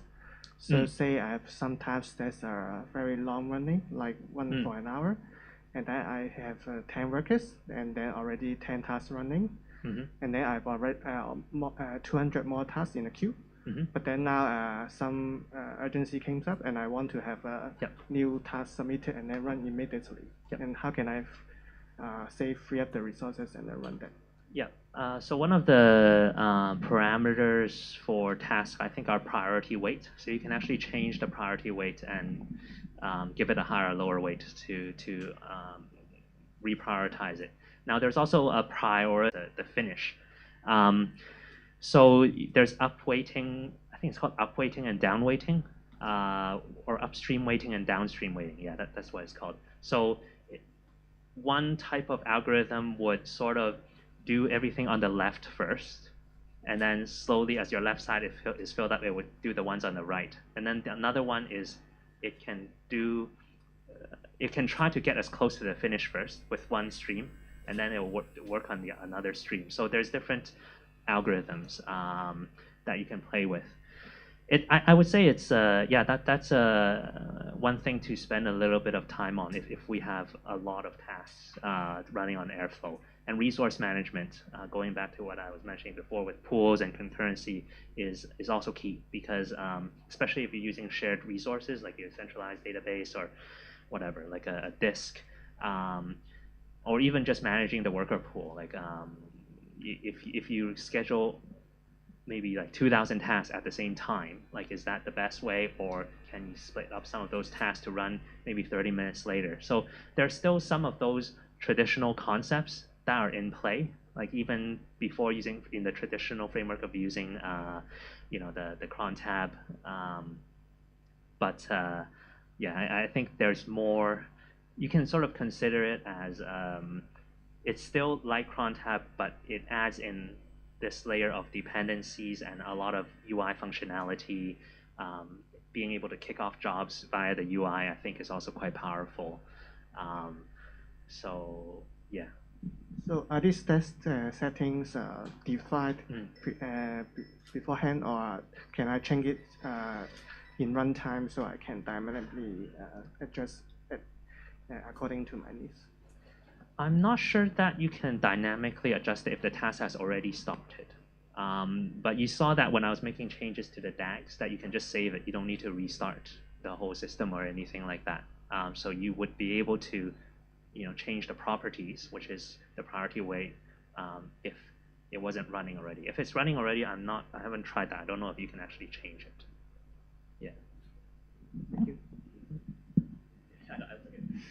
Just a quick question. Can you use the same Airflow instance to run, for example, tasks on both Linux and Windows?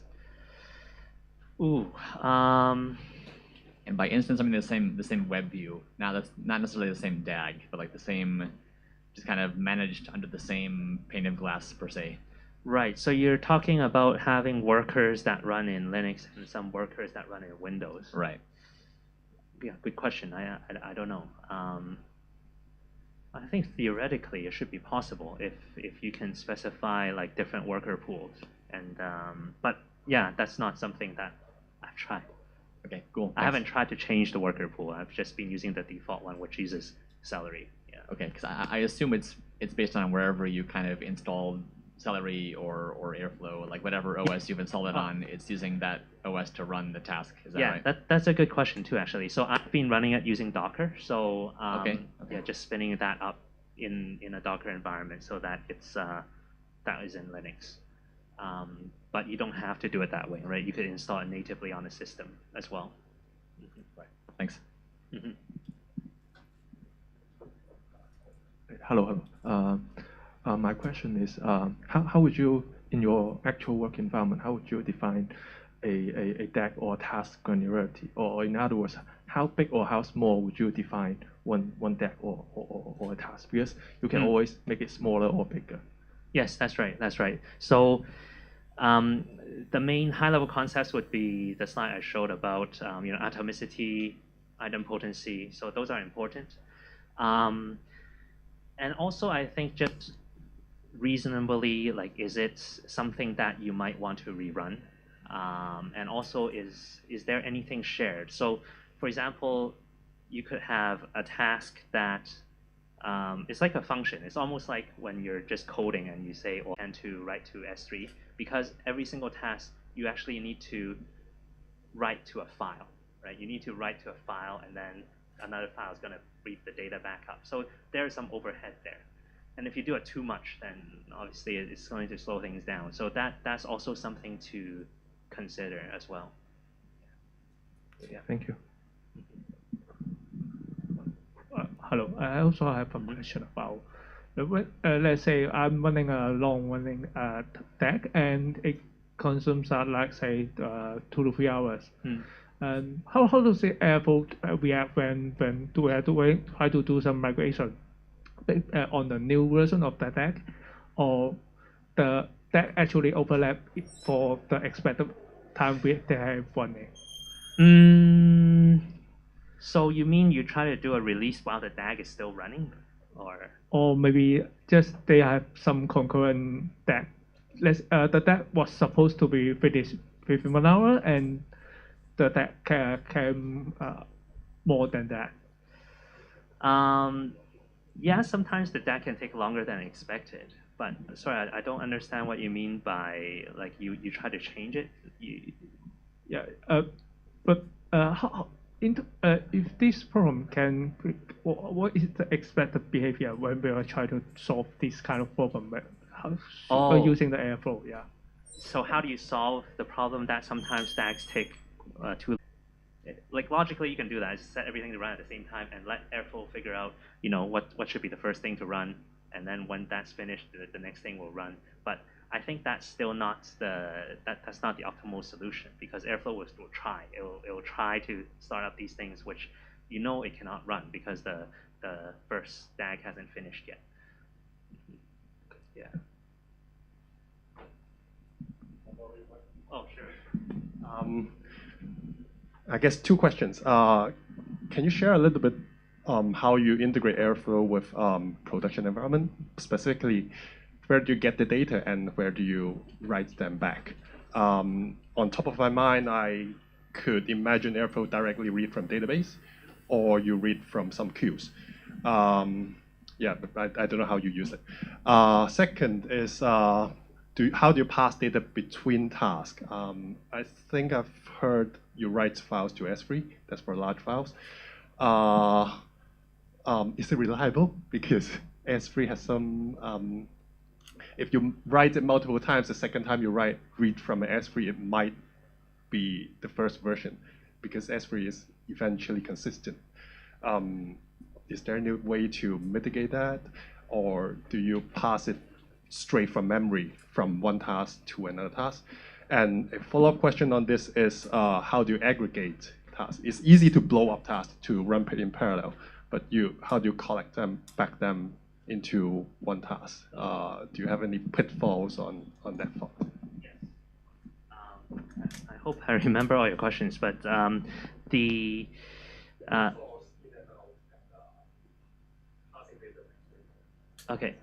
okay, so in and out as in.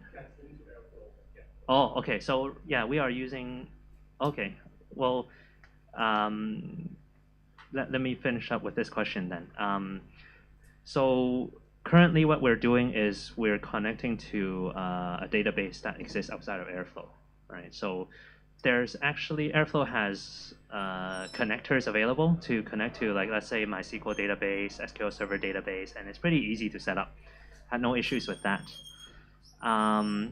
I had also tried using a sort of internal database, like spin up a different database and just attach it to the Docker, and that also works. But since our production database is external, so we just use that.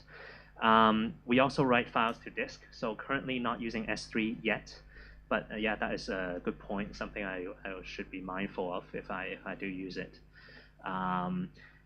So yeah, that's perhaps one way to get around it if that really is an issue of data consistency, right? It's just to write to disk first. So passing data between tasks right now is still writing those files to disk. And your final question about aggregating all the tasks, that is a good question. So that is something I looked into as well. So we just use a list of tasks. So usually what I do is, like, let's say in that example where I have 3 teams, right? I have 3 NBA teams, and so there's 3 streams. I want to collect them at the end, at the done task. So I can append each task, each of those 3 or 30, whatever it is, into a list, and then I pass that list into the final task to be aggregated. So that can then take in some information from those 30 tasks. Now, there is something to be aware of when using lists in Airflow, and that's another gotcha, is when you're running it, you have to be aware of defining the DAG, which is before the DAG runs, right? So when I'm typing in the code there, I'm defining the DAG. So if I specify a list of strings, it'll be there. But if I'm specifying a list that depends on task results, I do not know the task result yet until I actually run it. So sometimes Airflow will trip out there, and it's it's just something to be aware of. Okay. Yep, I think we're out of time. Hopefully that was helpful for you guys. Thank you for your questions, and I'm sure that you may have further questions for MJ, and you may catch up with him after this session.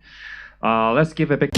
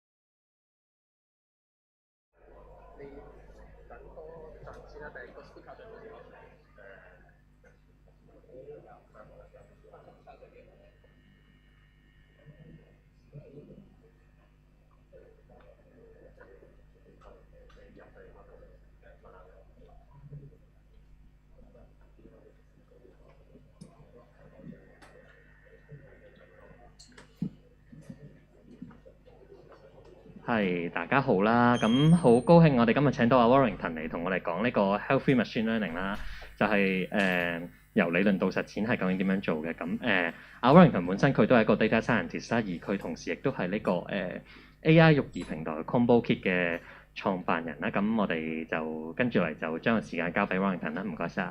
朋友興趣，無論係 full time 啊、part time 定 freelance 嘅 post 啊，尤其是係 developers 或者 project coordinators 嘅 position 咧，咁你可以直接 email 我，或者一陣轉頭同我傾下都得嘅。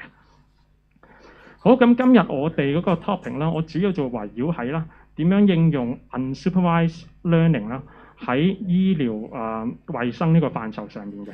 而我除咗去講少少 theory 同埋 background information 之外啦，我亦都會利用一個case study 啦，就係用一啲真實我哋攞到嘅電子病歷數據啦，去 run 一個叫 cluster analysis 嘅 application。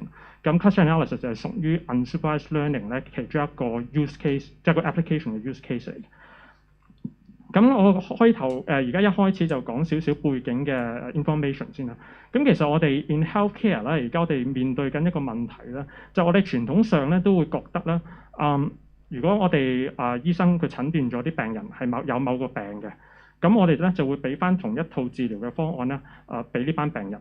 咁但係其實我哋咧就冇留意到咧，其實就算係一班病人，佢哋得咗同一個病，但係其實每個病人嘅狀況可以好唔同啦，即係佢哋嗰個病歷嘅背景啊，佢哋成長背景啊，即係好多嘅 data 啦，其實都會導致到咧呢啲病人佢後續嘅健康發展咧係可能有分別，或者一套治療方案咧可能對於某一班病人咧係有效啲，但係對於另外一個 group 咧可能係冇咁有效咁樣。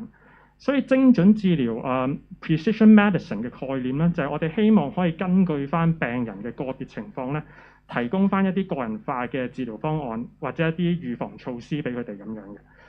但係個問題就係在於咧，如果呢樣嘢咧，我哋係冇一個 scalable 嘅方法去做咧，你要每個醫生好深入查案咁樣去研究每個病人嘅 profile 咧，其實成本係非常之高嘅。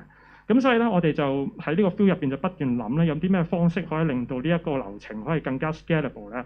而其中而家好多一啲學者啊，或者我哋一啲 researcher 就諗啦，其實我哋可以預先將啲病人咧分成唔同嘅群組先，就根據佢哋相似嘅特徵 group 埋佢哋一齊。咁其實我哋 assign 咗啲病人喺一個組別度咧，咁我哋就可以設計一啲治療方案咧，係專針對群組咁樣啦，去提供一啲治療俾佢哋嘅。但係問題呢度又引申到第二個問題咧，就係我哋人咧其實都唔係真係咁擅長係將啲物件啊或者將啲人去分類咁樣嘅。我哋好多時會俾一啲熟悉嘅分組方式局限咗啦，即係可能好單一地就係攞性別啊、年齡啊或者啲人嚟自邊度去分 group 啦。咁而我哋亦都好難係橫跨好多個 variables 咁樣啦，去將啲嘢分組。即係例如之前疫情，我哋會好成日聽嗰啲打邊爐家族啊、跳舞群組啊、生日 party 群組啊呢一啲。咁你留意到咧，佢哋嘅特徵都係我哋係好單一咁樣攞一個 variable 咧，就係我哋 suspect 佢哋喺邊一度惹到個病翻嚟咧嚟分組嘅。咁當然呢啲咁嘅命名方法咧，對於我哋睇新聞啊、去追蹤一啲嘢啦係會有作用。咁但係對於我哋研究呢啲病人嘅背景啊，或者去計劃點樣可以更加好咁樣照料佢哋啦，咁呢一啲咁嘅 label 其實就冇乜用嘅。嗱，所以我哋嘅問題就係在於一個病人其實有大量好多唔同嘅 data，我哋係攞到翻嚟，咁我哋點樣可以將佢哋分組咧？呢度就引申到今日主要嘅 topic 咧，就係 cluster analysis 群集分析呢個 application。咁 cluster analysis 咧就係屬於 unsupervised learning 非監督式學習咧嘅一個application 嚟嘅。咁 unsupervised learning 佢嘅特徵咧就係在於咧，我哋唔需要一啲標籤咗嘅數據，甚至我哋唔需要 set 一個我哋想預測嘅目標咧，我哋都可以 run 到呢啲 model 嘅。其實我哋只要需要提供嘅嘢咧，就係一堆唔同嘅 variables 或者 features， 即係可能係一啲同病人健康有關嘅 variables，例如一啲 basic 嘅佢哋背景嘅性別啊、年齡啊，但亦都有啲 clinical 嘅 variables 咧，係可能係過往得嗰啲咩病，或者佢哋血壓啊呢一類型咁嘅一啲 measurement 咧，我哋都可以 fit 落個 model 入邊嘅。而嗰個 model 咧，其實就有少少個概念，好似我哋由得佢自由發揮咁樣，即係佢就係幫我哋揾出咗咧呢個數據入邊咧潛在嘅一啲結構。咁而因為佢擅長於係揾呢啲 pattern 啦，咁佢亦都可以幫我哋咧將啲病人咧根據佢哋相似度咧就分成唔同嘅組別咁樣。而其中一個最常聽到嘅 clustering 嘅演算法咧，就叫 K-means clustering 或者中文叫 K 平均演算法咁樣。咁我都好略略咁樣介紹下，即係呢一個演算法嗰個theory 係點樣樣嘅先。嗱，咁頭先講咗啦 cluster analysis 目標，總之就係將一啲相似嘅樣本 group 埋一齊。而 K-mean 咧一開頭咧，佢就會隨機咁樣 random 咁樣啦，揾出一啲咧我哋叫做群組嘅中心點咁樣嘅。而佢會有個機制咧，透過一堆 iteration 就不斷去 update 個中心點嘅位置，直到咧佢鎖定咗一個幫我哋將一啲samples 咧去分成唔同嘅組別咁樣嘅。例如我哋想 implement K-means 嘅 function， 咁我哋就可以 call 一個K-mean 嘅 function 啦。而我哋最基本咧，即係雖然佢呢度有好多 parameters， 但係最基本我哋要提供嘅 parameters 其實主要係兩樣嘢。一個呢個 X 呢個就係我哋個 input data 啦。咁其實就係一個 data 嘅 structure 就係每一個 column 咧，我哋 expect 就係一個 variable 嚟嘅。咁而另外一個argument 就係個 n cluster 啦，就係我哋需要去提供翻咧，話俾 K-mean 聽，我哋期望將呢一 set data 咧分做幾多個組別咁樣嘅。嗱，咁講咗少少背景資料，咁我哋睇一啲實質嘅 data 咧，咁可能會更加 get 到成個project 嘅流程係點樣樣。咁所以我哋而家咧就希望咧有一個 case study 咧，就係利用一啲病人嘅病歷數據。然後我哋嘗試就根據佢哋嘅病人特徵咧，去分成唔同嘅群組，再了解下呢啲群組之間咧，佢哋例如個健康發展啊，或者啲病嘅風險會唔會有個分別喺度咁樣。嗱，咁我好 general 咁樣將呢個 project 分成3個部分啦。第一個部分我哋就點樣去收集同埋整理我哋數據啦。第二個部分就係我哋 run 個 algorithm 啦。而第三個部分就係應用個 clustering 咧，俾我哋結果。其實第一個 step 咧，好多時喺一啲真實嘅 healthcare project 入邊咧，係特別 tricky 嘅，就係我哋點樣攞到啲 data 翻嚟啦。尤其是如果你唔係喺一啲可能醫學院啊，或者啲醫療機構嗰度去做 research 咧，即係病人 data 呢樣嘢係特別難搞嘅，因為其實佢牽涉到好多啲 privacy 嘅問題啊。咁基本上如果你唔係啲相關組織嗰度做緊嘢咧，你係非常之難可以攞到一啲真實啦、high quality 嘅病歷數據咁樣。所以我今日咧想特別介紹一個 database 咧，就叫 Mimic3 嘅。Mimic3 咧就係一個 open source 嘅醫療病歷記錄嘅數據庫嚟嘅。呢個 Mimic3 嘅 database 咧，佢包含咗大概4萬幾個病人嘅資料啦。而呢啲病人都係嚟自哈佛大學醫學院一間教學醫院入邊，住喺 ICU 病房留過院嘅病人嘅一啲病歷數據嚟嘅。呢個 database 本身咧就由 MIT 一個 lab 去管理嘅啦，而即係點解我特別推薦呢個 database 咧？係因為佢有一個幾公開嘅申請流程啦。其實你呢度 provide 咗條 link，咁其實只要你 follow 嗰個 link 嘅流程咧，就算你係一啲行外人咧，你都會即係我唔包保100% 肯定你會成功，咁但係以我過往經驗咧，都有好多人係可以申請成功嘅。咁基本上大概個流程咧，你第一步咧就要完成一個好短嘅 mini course 啦，佢就係有 online 嘅一個 course，就係同你去講翻我哋處理病人數據嗰時咧有啲咩要注意嘅，即係同啲 ethics 啊，即係道德上相關嘅一啲 consideration 咁樣咯。咁你完成咗 course，佢有一個簡單嘅 online test，你要 pass 咗佢先啦。咁呢個係一個第一個部分啦。而第二個部分咧，你就係填一張 form 咁樣去做。咁當然咧有朋友可能覺得呢一個流程都好似好多嘢要做咁樣，咁我可唔可以了解咗 set data 係點樣樣嘅先咧？呢度第二條 link 咧，我就 provide 咗咧，就係有100個病人嘅 sample data。咁呢一個都係嗰個平台提供嘅，咁呢度就可以直接下載啦，你唔需要去 set up 啲 account 咁樣啦，直接入去呢條 link 咧，咁你就可以 download 到咧26個咧同呢啲病人病歷相關嘅一啲檔案。咁其實呢一紮 CSV 檔咧，每一個都係 capture 咗個病人住院期間唔同嘅部門咧 collect 到嘅一啲information 嚟嘅。但一開頭咧，我哋都覺得唔知點樣入手嘅，即係我哋總唔能夠就係呢 set data 直接掉落去個 model 嗰度去 run 嘅。所以一開頭如果我哋去了解我哋 set data 嗰時咧，如果我哋有一個 database schema 同埋一個 patient record schema 咧，對於我哋去了解 set data 咧係會好有幫助嘅。咁呢一度咧，我就去 show 一 show 即係呢一個 mimic 嘅 database 個 database schema 係點樣樣啦。而呢一個 schema 咧，亦都係我網上揾到啦，就係一個 research 嘅團隊，因為正正 mimic 呢個 database 嘅目係咁公開咧，所以你網上會見到好多 project 啊、tutorial 啊，係 based on 呢個 dataset 去做嘅。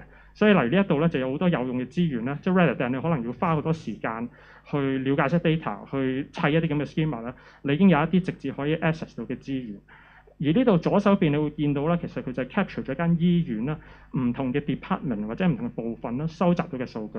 例如最基本你有 bedside monitoring， 就係一個病人瞓咗喺病床上面，咁周圍有啲衛生儀器儲翻嚟嘅 data 啦。咁但係亦都有一啲例如化驗報告啊，或者醫生開咗啲咩藥，佢診斷咗咩病咧，非常之豐富完整嘅 data 咧，你都係喺 Mimic 嗰度咧揾到翻嚟嘅。而我哋可以 zoom in 到一個 level 咧，就係睇一個病人嘅病歷記錄咧，其實係點樣 organize 嘅。咁呢個係一個叫 patient record schema 啦，我哋就可以睇到啦。其實佢重點咧，你見到紅色呢度其實係一條時間線嚟嘅。通常我哋去定義一個patient record schema 啦，都會由一個起點啦。例如呢度雖然啲字好細，我哋未必睇到，咁但係一開頭起點就係我哋 database 入邊見到個病人第一次入院嗰一刻。直到咧，我哋記錄以嚟咧，佢最後一次出院嗰刻就係最右手邊咁樣。咁佢可以 keep 住嚟出院、入院、出院、入院，咁呢度都係 capture 咗翻嚟咁樣。例如個病人每次入醫院呢一件事，佢會有一個 ID 去 check 住。佢入去 ICU 病房，亦都有另外一個 ID 去 check 住。咁所以咧，有時你會見到唔同嘅 database 咧，佢係用唔同嘅 ID type 去 reference 你啲 information。但係因為我哋嚟做 machine learning，我哋就需要將所有嘢咧integrate 埋一齊咁樣。咁所以我哋就要搞清楚呢啲唔同 ID 之間嘅關係啦，先可以 join 到啲 table 去 create 我哋想要嘅 features 咁樣。嗱，咁我而家就講少少啲 data preparation， 我哋需要去留意嘅嘢啦。喺我哋正式可以去做 clustering 之前咧，有一個好重要攞嚟整理數據嘅步驟咧，就叫做 feature engineering 特徵工程咁樣。嗱 feature engineering 嘅意義咧，就係在於我哋想利用我哋對於我哋嘅數據問題嘅了解啦，去為我哋嘅 raw data 建立更加多咧，即係有利我哋嘅模型做 learning 嘅一啲 variables 咁樣。咁其實我哋基本上我哋要 input 落去 clustering algorithm 嘅 data format 啦。總之就係一個咁嘅 table， 就係類似每一個 column 咧，就係一個獨立嘅一個 features 嚟嘅。咁呢啲可以就係頭先講一啲病人嘅基本性別啊、年齡呢啲資料，但亦都可以係一啲同 clinical 相關嘅，即係佢過往可能病歷，佢本身有冇嚟糖尿病、心臟病嘅，或者佢嗰啲維生指數嘅 measurement 係點樣嘅，血糖係咩嘢嘅。咁我哋可以咁樣咧 merge 埋一齊去做嘅。而記住有一樣嘢啦，即係 clustering 同埋普通我哋成日常見嘅 supervised learning 唔同嘅地方咧，就係 clustering 我哋唔需要 set 一個 target variable。target variable 咧就係因為好多時一啲 supervised learning 嘅project 啦，我哋都係好清晰有一樣嘢咧係想預測嘅，即係我哋好單一地嚟，我哋想預測個病人下年會唔會死，會或者唔會，咁係有一個特別嘅 variable 咧係我哋想預測嘅目標。咁但係因為 clustering 咧，佢純粹係揾 pattern 嘅啫，所以就冇一個 target variable 咧，我哋需要去設定嘅。嗱，咁而利用病歷嘅數據嚟作為我哋 clustering 嘅 input data 啦，有時我經驗中係比起好多其他類型嘅machine learning project，例如用啲圖像啊、影像去做 learning 咧，係需要更加多心機去 create 一啲 features，因為就係好多呢啲 item 咧，可能係你真係需要有啲醫學知識配合，你先知道佢係計算緊啲咩嘢咁樣。咁所以呢個係一個即係好多時 feature engineering 嗰個步驟咧，都會好需要同到啲醫生啊或者啲學者咧去合作，先可以做到啲有用嘅 features 咧去做 training 咁樣嘅。嗱，咁例如我哋做一個好快嘅 example， 即係例如我哋而家諗，因為我哋而家想做啲 cluster 就係可以反映到病人嘅身體狀況啦。咁可能我哋就會諗，病人喺留院期間，佢診斷咗有幾多個病或者個病徵咧，可能都可以反映到個病人嘅身體狀況嘅。即係例如佢係喺一次 hospital visit 嗰度係診斷咗一大堆嘢嘅，咁有可能咧佢個身體狀況相對係會差啲，或者佢個病係好似複雜啲咁樣嘅。咁但係咧 database 冇呢個項目咧係直接我哋可以攞到，咁我哋就要諗啦，我哋喺邊一度咧可以揾到一啲即係相關嘅 data， 令到我哋可以 create 呢一個 feature 咁樣。而其中啦，其實我哋有一個叫 diagnosis ICD.csv 啦，就係佢 mimic 嗰度咧有嘅一個 file 嚟嘅。呢個 file 咧就記錄咗嗰啲病人咧每次佢去留院期間，佢被診斷咗啲咩病嘅資料喺度咁樣。咁呢度順便講下呢個 ICD 曲呢個編碼啦，係一個好重要，就係其實全世界公認啦，我哋國際上攞嚟為啲疾病分類嘅曲嘅編碼啦，好多醫院嘅系統咧都係用 ICD 曲去做嘅，即係就算香港醫管局我哋有個病歷數據庫啦，有晒全香港人嘅資料啦，都係用 ICD 去曲啲病人咧究竟係有咩病咁樣。而例如呢一度每一個曲咧，其實你都係 reference 翻啦，揾翻一啲 reference 係知道佢係代表緊啲咩病嘅。即係例如570就呢度第一個就好似係腎，即係你個腎你個肝如果壞死咧，你就會被曲為570咁樣。跟住佢去到好 specific 嘅，即係例如7030就好似係你啲指甲向內生咁樣咧，即係佢可以去到非常之 detail 嘅病徵咧，你都係揾到對應嘅曲存在嘅。咁嗱，咁翻嚟個主題，即係如果我哋想去數每一次個病人留院期間佢被診斷咗幾多樣嘢咧？咁呢度好彩，因為呢 set data 咧，佢有一個叫 sequence number 嘅 variable 咧，佢就會將個病人被診斷嘅項目咧個時間排序就係咁樣擺出嚟，即係例如佢第一個，例如呢個病人佢第一個被診斷嘅項目就係呢個570呢一個 condition， 第二個被診斷就係7030呢個項目咁樣。所以其實你每一個hospital admission 嘅 ID 啦，如果你攞佢最大個 sequence number 咧，其實呢個數字咧就係你想要嗰個 value 啦，即係呢一個就係 record 咗咧每一次個病人入院嗰時，佢總共被診斷咗幾多樣嘢咁樣。咁嚟到呢度啦，我哋可以用嚟Python 用一啲嚟 pandas 就係好常用攞嚟做 data preparation 嘅 package 啦。咁嚟佢有一個 group by function， 我哋就可以直接咁樣啦。我呢度框住咁樣，就係同 Python 講，唔該你幫我喺呢個 data frame 嗰度by hospital admission ID 咁樣 group， 然後每一個 hospital admission ID 你幫我揾咧佢 sequence number 最大 dot max 嗰個 value。咁其實我用呢個方法就深刻將個 data 啲撳扁咗咁啦 ，aggregate 咗啦，就可以有一個新嘅 feature， 就係每一個 hospital admission ID 我就數到咧佢有幾多個病係被診斷咗出嚟咁樣。嗱，咁頭先我指一個例子，咁其實咧正就 mimic 呢個 database 佢咁 open 啦，所以我網上嚟你去 search 下咧，都會揾到有好多人已經用咗好多唔同嘅 idea 啦，去 base on 呢個病歷數據咧，去 create 咗一堆 features 咁樣嘅。例如呢一度我揾到嚟 Kaggle 呢個網站係全世界最大嘅 data scientist 嘅一個community 啦。咁你上面會揾到好多人去分享佢哋嘅 data science project 啊，或者佢哋去 prepare 咗啲 code 啊或者 data， 你都喺 Kaggle 上面揾到嘅。咁我呢度其中就揾咗個人叫做 Alexander Scarlett， 我諗佢係一個醫生嚟嘅。咁佢就係 base on 呢個 mimic 嘅 database 咧，就做咗一堆同住院情況相關嘅 features。咁其實例如一 set 咁嘅 data 咧，都係可以咧，你可以叫做係 ready， 可以直接係 input 落去 clustering 嗰度咧，去 run 你個 model 咁樣。嗱，如果我哋想 run 我哋嘅 model 咧，其實我哋就可以call 翻頭先講 scikit-learn 咧 k-mean 個 function 去做嘅。而我哋其中最關鍵要 set 嘅嘢啦，就係我哋要話俾個 algorithm 聽，我哋希望將 set data 咧分成幾多個群組，咁就係呢個 n_cluster 呢一個 parameter 咁樣。然後我哋需要將個 input data 啦，即係呢度呢個 prep_ICU 就係我哋 prepare 嗰個 feature set 啦，就係做嗰個 model fit。咁最後你 fit 完個 model 之後咧，你可以 call 翻個叫 label 嘅object 啦。你見到呢度個 array 嘅，即係呢個 array咧，呢啲2000002呢啲咩嚟嘅咧？呢啲就係群組嘅標籤。即係例如我哋同咗 k-mean 講，我哋想將個 data 分做3組，咁佢就會幫我哋將每一個 observation 咧都 assign 落去3組入邊咧其中一組嗰度。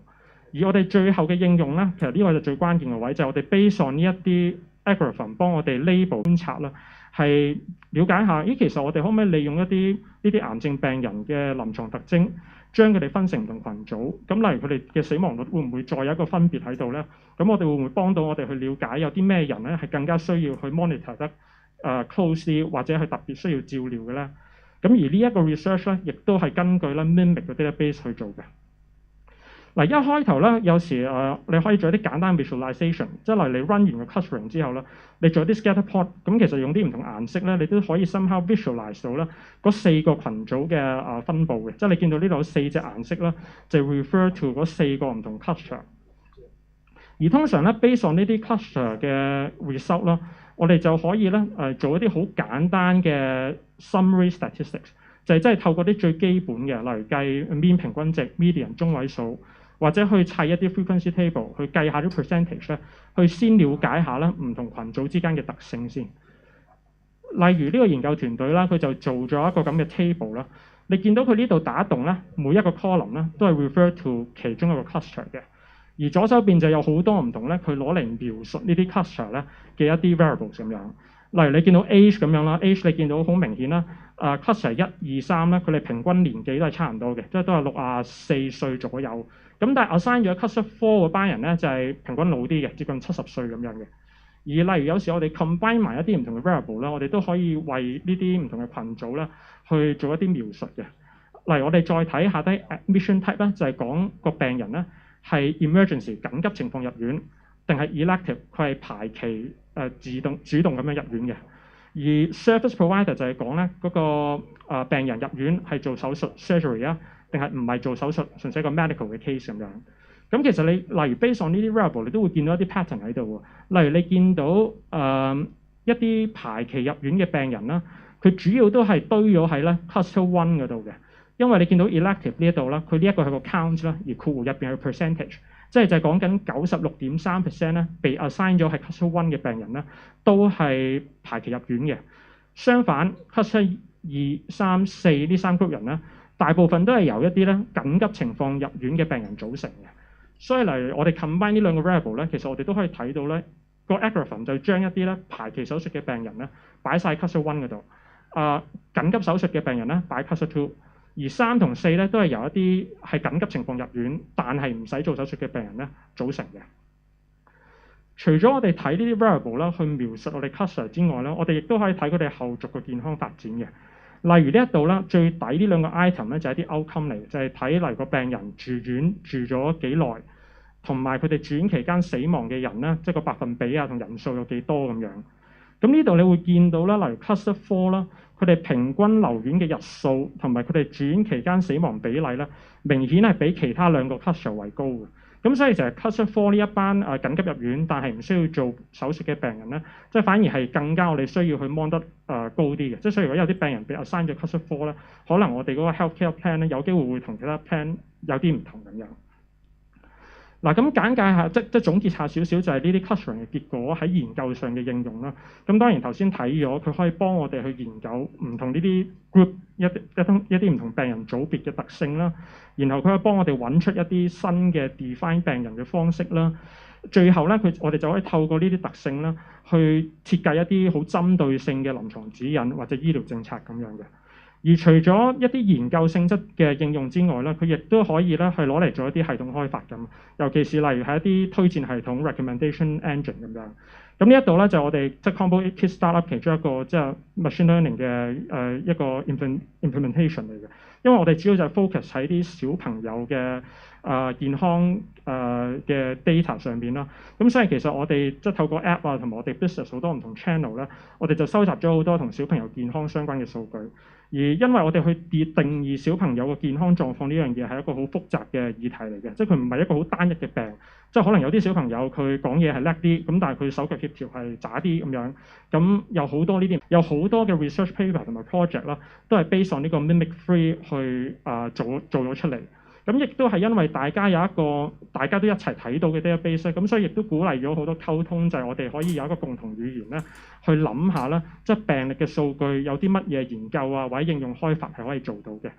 而另外，我覺得有一個 point 好重要，就係我哋更加需要有唔同類型嘅人口數據啦，咁樣即係佢成個數據研究嘅發展先會再推動得快啲。因為例如 mimic free 啦，佢係 based on 美國嘅人口啦，咁因為 healthcare 呢樣嘢係好受一個人嘅先天因素，例如你嘅 gene 啊，或者你嘅居住環境、你嘅文化影響咁樣。咁所以例如你喺美國嗰度去做嘅一啲 case study 或者啲 project 或者啲 model 應用翻去香港咧，可能係唔 work 喎。咁所以其實咧，如果我哋香港有一日都見到一啲open source 嘅醫療數據啦，係可以係學術界啊、或者係 business 啊，或者啲 independent 嘅一啲 developers group 啊，都可以去一齊去 involve 去做咧。咁我覺得對於即係香港個 public health 嘅發展咧，就一定會有好大價值嘅。咁我最後有一個 quote 啦，我就覺得咧 ，making people healthy requires a healthy machine learning system。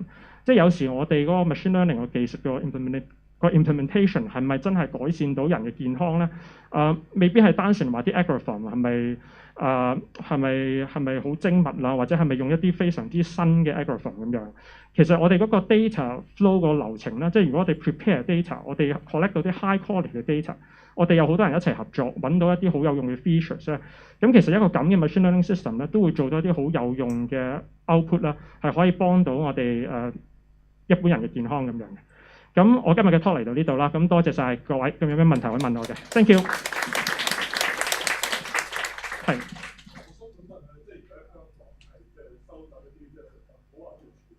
嗯。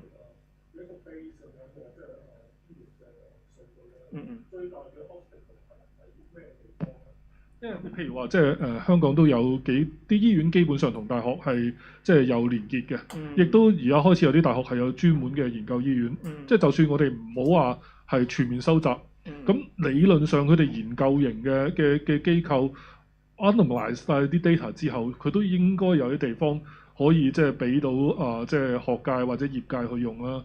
咁你見到即係其實通常係棘咗喺咩地方？點解佢哋即係冇一個 procedure？去即係推呢啲嘢出嚟咧。我諗佢 kick 嘅位咧，我覺得有兩個層面，一個係技術上，一個就係啲policy 上咁樣。即係例如我哋而家例如我港大醫學院啦，我想做一個 project， 我想攞病歷嘅數據當研究一隻病當糖尿病咁樣。咁其實我係要另外去寫一個完整嘅 proposal 啦，即係一個好詳細嘅 proposal 啦，去向學校嘅一個叫 IRB 嘅 committee 咧，去申請去做呢件事。咁其實佢成個 process 都好漫長。好識得去 observe 呢啲啦，講翻俾佢聽啦，咁先至可以配合翻成個治療嘅過程咁樣。咁喺呢一方面嘅話，其實我見即係譬如 machine learning 嗰啲，會唔會都係會有一啲方法係去收集呢啲數據，又或者係 tackle 關於 observation 上面嘅 variance 嘅嘢咧？OK， 多謝你問題。咁其實我哋嚟 Combo Kit 啦，我哋嗰時都係諗啦，即係點樣可以家長提供到啲有用嘅data，幫我哋可以 train 到啲 model。咁所以我哋其實就 design 咗一個 mobile app 咯。我哋就都有同一啲職業治療師啊，或者啲兒科醫生合作。咁我哋就諗咧，即係如果我哋要簡化嗰啲傳統嗰啲 screening 或者 assessment 嗰啲 instrument。咁因為你哋傳統嗰啲 test 可能真係有好多條題目，跟住你要用好長時間先可以答到。咁我哋嗰時就同佢哋合作，如果你想簡化呢樣嘢，咁我哋同佢講，我哋唔係要取代一個傳統嘅 screening， 我哋想做一個好似快速嘅一個 pre-screening 咁樣去做。有啲咩 item 係比較重要咧？同埋我哋就係砌咗啲 item 之後，我哋就喺 app 嗰度咧就做咗一個嗰啲家長可以好似 self-report 嘅一個 section 啦。佢哋就可以透過喺屋企觀察佢哋小朋友嘅一啲表現啦，去填呢啲問題。咁我哋就係 by monthly 啦，即係每個月佢都可以去做呢件事啦，去提供一啲更新嘅數據嘅。而呢識好多，不過我想問一個問題，即係隨住香港咪人口老化嘅，咁嗰啲而家咧咪可以即係喺屋企度攞嗰啲數據，即係咩心跳啊、咩血氧量嗰啲device 越嚟越多噶嘛？咁呢一個會唔會都可以係一個層面？就即係頭先討論嗰啲就應該係病到都好需要醫療系統噶啦。咁但係有啲唔係話去到呢一度，但係喺嗰個促進整體嗰啲人嘅健康度呢一類譬如話 machine learning 可以即係做啲咩擔當咩角色？同埋香港而家其實發展到同第二啲國家比嗰個步伐係點樣嘅咧？OK， 雖然呢啲 hardware device 我都唔係好熟悉啦，咁但係我都係分享少少就係、我諗呢個就好關鍵，即係其實呢一啲咁嘅 device 咧，佢儲到珍貴嘅數據，其實都係攞嚟幫我哋頭先講嚟做啲 model 嗰時啦，配合一啲傳統嘅病歷啊或者其他嘅 data source 去更加豐富佢啲 set data set 咁樣。咁但係呢度亦都有個局限性，就係即係當我而家呢啲我啲Apple Watch 啊呢啲，咁其實佢都係收集到好多我嘅一啲 statistic 同埋數據。咁但係呢個亦都好 depends on， 例如就係開發呢啲 device 嘅公司，佢有冇俾一個渠道我哋可以攞到呢個 data 嘅 source 咧，擺落我哋 model 嗰度。咁呢個好多時就係真係好睇呢啲 device 有冇提供一啲即係我哋叫 API 啦，去俾我 critical 嘅東西，譬如話即係真係佢即係 parallelize 咗咧係知。咁有啲嘢可以做到，但係即係用起上嚟嘅時候要小心咯。咁係 OK，呢邊係。好啊，sorry 啊，想問一個問題咧。Hello， 頭先 K-mean clustering 咧，嗰個 interview K 咧個 K 點得出嚟嘅？即係你個 K 點解係4或者點解唔係5或者6咧？哦，呢個好好問題，我呢個係一個幾 technical 嘅問題嚟。咁其實我為咗講多少少，就係我哋例如做呢個 project，我哋點樣去 determine 呢個K 咁樣。咁其實係有一個 technical 嘅方法，就係用一啲 metric 咁樣去決定啦。但係另外亦都有時係要 domain knowledge 咧，就係啲醫生同翻我哋講啦。例如佢喺呢一個 context 嗰度啦，分幾多組係所謂 make sense 啲位易啲管理咁樣。咁而或者我好簡單嚟講啦，呢個 score 咧越細係越好嘅，即係想去 minimize 咗個。佢跳唔到出嚟，睇先。唔緊要，或者我哋可以之後撳翻條 link。好啊，即係撳翻條 link 咧，咁有一個 graph 係嗰個叫 elbow curve 咧，係咁樣落去嘅。咁越細嘅 value 係越好。通常咧佢有教嘅，就係我哋會揾一個轉折位，就係嗰個 elbow 啦，佢接落去嘅一點嗰度咧，佢有 label 咗咧。咁通常我哋可以 visually 咁樣去揀咧，乜嘢係一個好嘅 cluster 咁樣。係。咁多謝啊 Warrington 啦，咁我哋時間都係。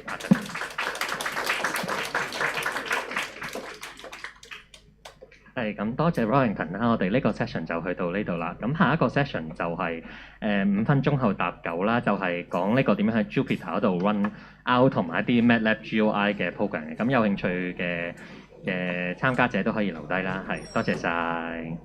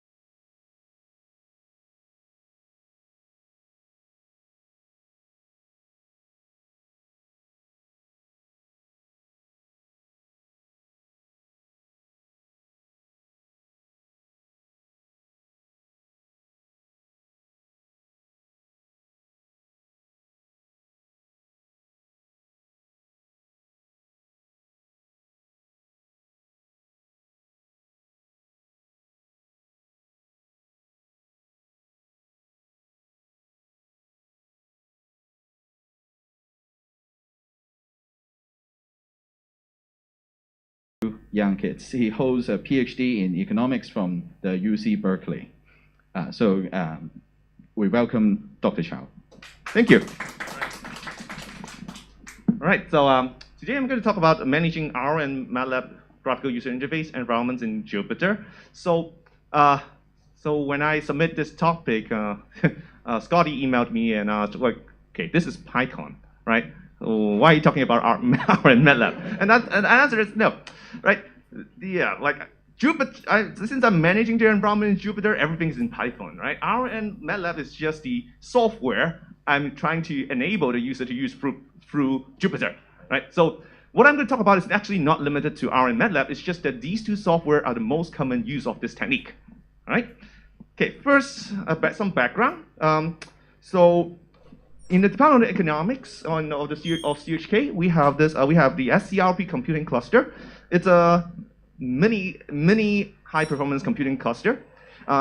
It's probably but most importantly, browser-based access, right? This is the easiest way to do. Imagine you're going to teach a class, right? I teach classes with over 150 students.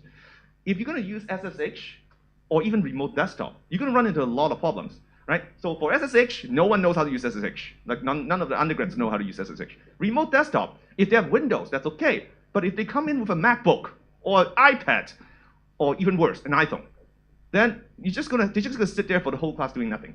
So that doesn't work. So browser-based access is the best in terms of pedagogy. Like it works on everything. So what's that? That's Jupyter.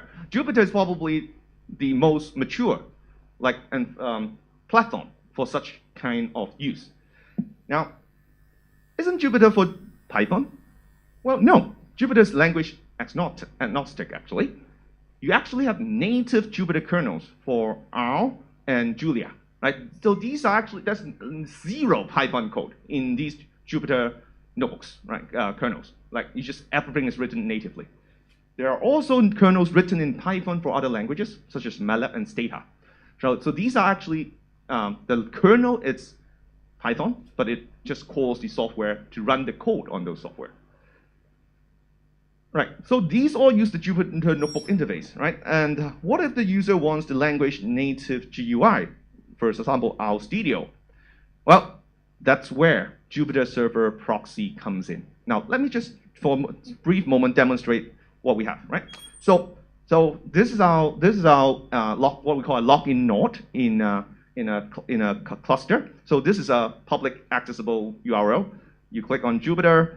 The students sign in. Every student get an account at the beginning of the term, and you sign in. It just looks exactly the same as the Jupyter if you would have on your own computer, right? But it's running on our server, right? So you have all these environments that we manage for them. They can also install their own environment. This is what we manage now. Let's take MATLAB. Actually, MATLAB is a bit slow. Let's take RStudio as an example first. Now, this is if you click on this, the icon I took just now, R, this is a native Python kernel. Native R kernel. So you can run R code on it. So I'm just going to copy like eigenvalue decomposition. It's like RStudio, right? So we have that.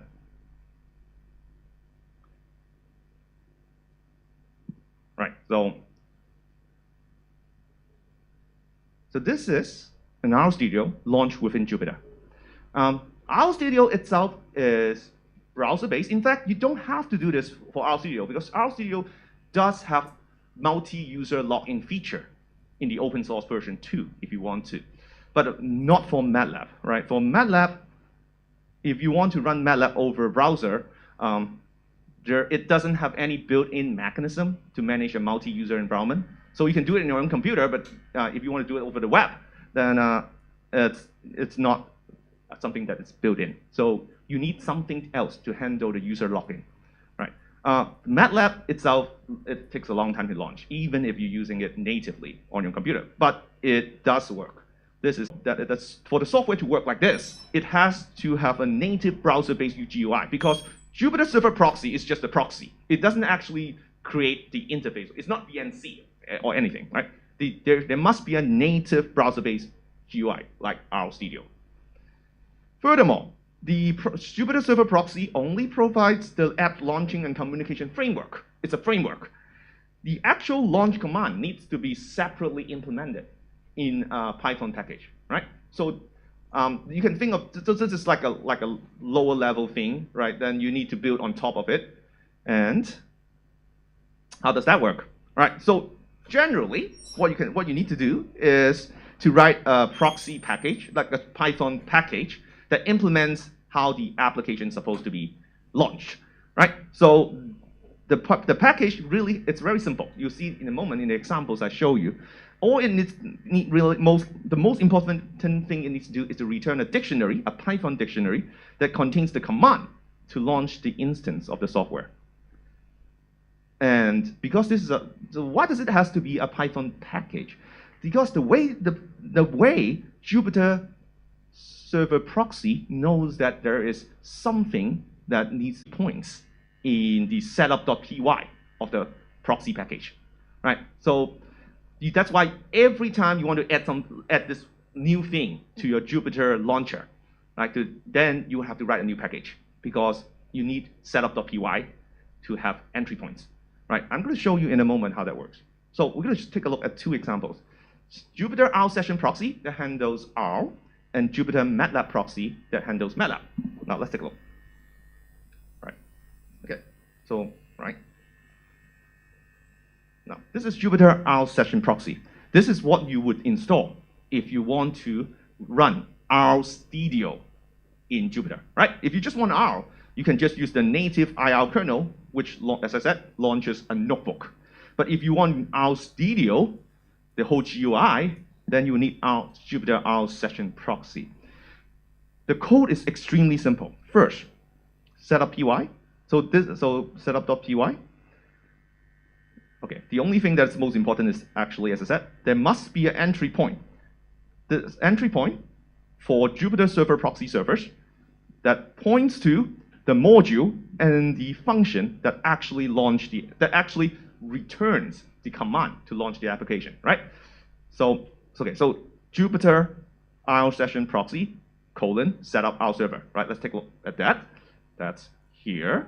This is it's inside init.py. Let's go. Right? The function is here. Setup R server. This is the function, right? This is the function. This once again, this function is going to return the command that launches launches RCDO, right?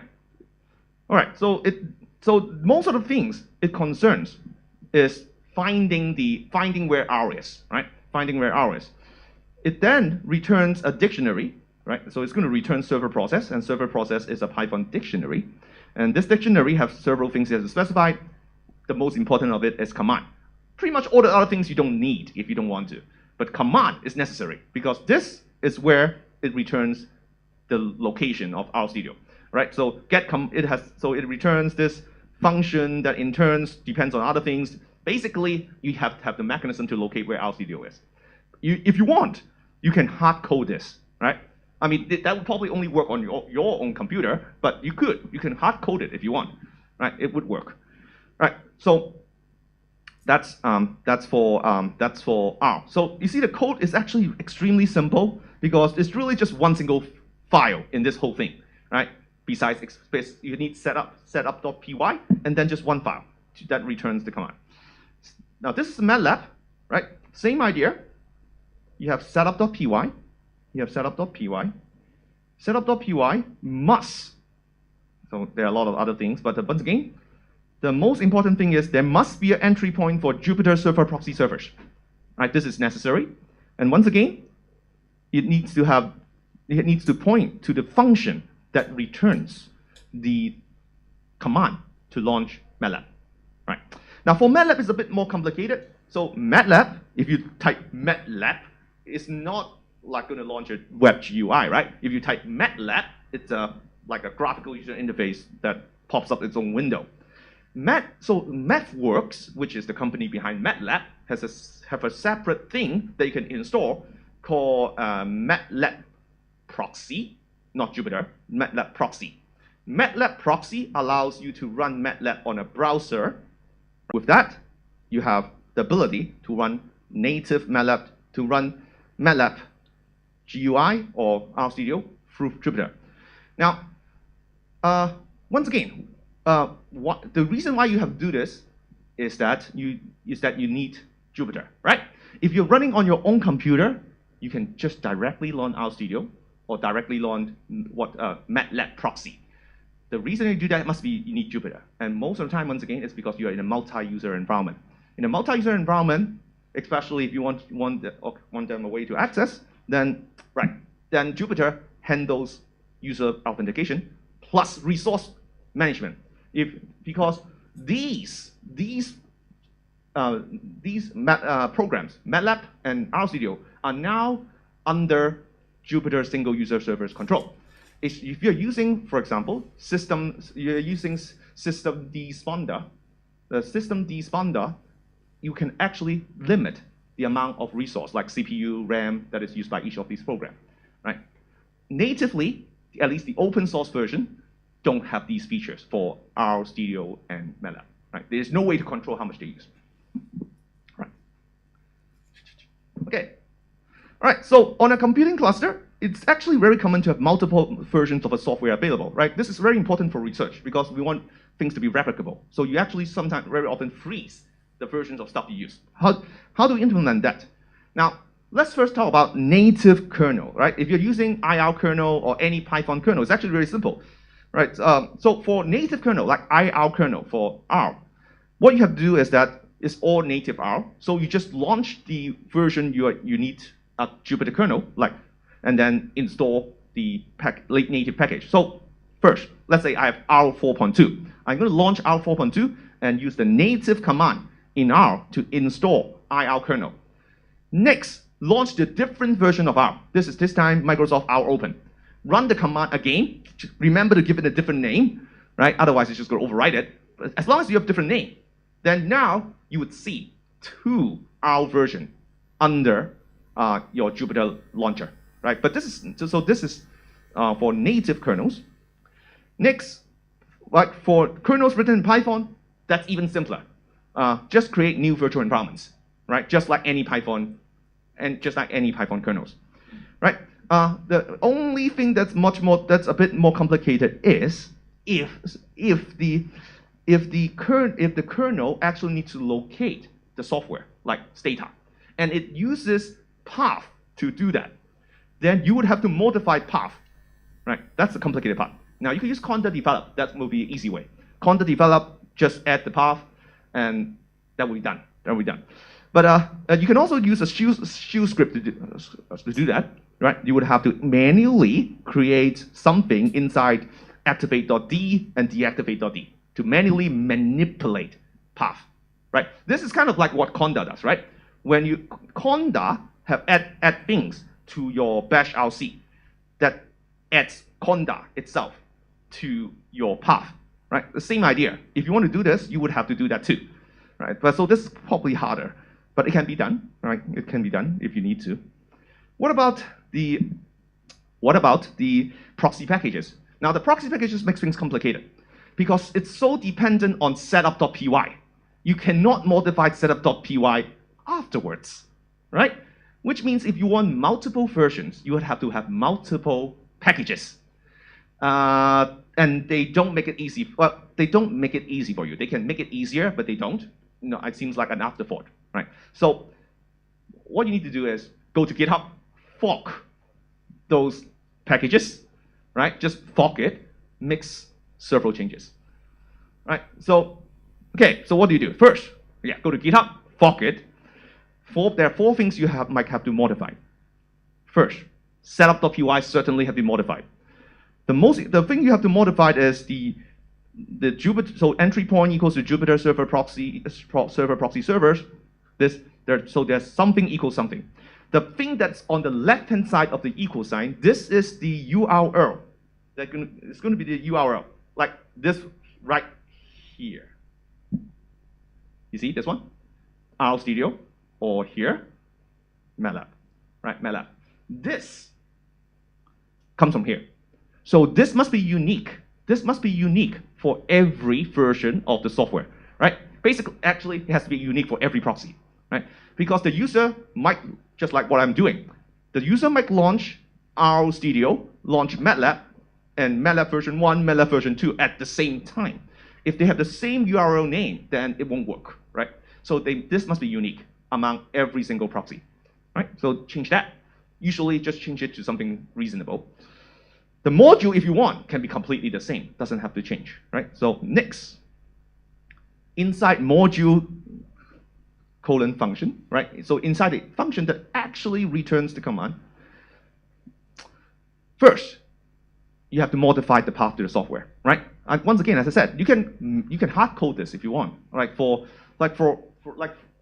us, right? We can just hard code this for our cluster because this is internal anyway, right? This is internal to our cluster. You might have to modify the environment because, as I said, some of the software like MATLAB proxy use the environment to locate the actual software. But this is easy because this is now all Python code, right? This is actually a Python package. You can use os.environment to locate the path, modify it, and the scope is completely limited to the launch of the software. It's a bit inconvenient to set up. Unfortunately, they could have made things easier, and especially because so much stuff is hard coded. If you have to fork it instead of import it. Had they make these things if they make these things that you can supply to the function as an argument, right? Then you could just call this function, right? In your package, you can just call this function, and this is it would be a really elegant solution because you just have to call this function. But right now, you have to fork it, and if they modify their code, you would have to merge in their changes, which is inconvenient, right? Yeah, but it can be done. It can be done in yeah. So right. So this is what I want to talk about in the terms of how they work. Now, Scotty, when we talk about what I should talk about, he's also saying that if anyone is interested about running Python in a academic environment, especially in terms of teaching Python, I'm also very happy to answer questions about that. Well, the cluster is built in 2020, but yeah, we have been teaching Python for probably almost a decade, right? Yeah. So yeah, we'd be very happy to answer any questions on that too. All right. Are there any questions from the floor?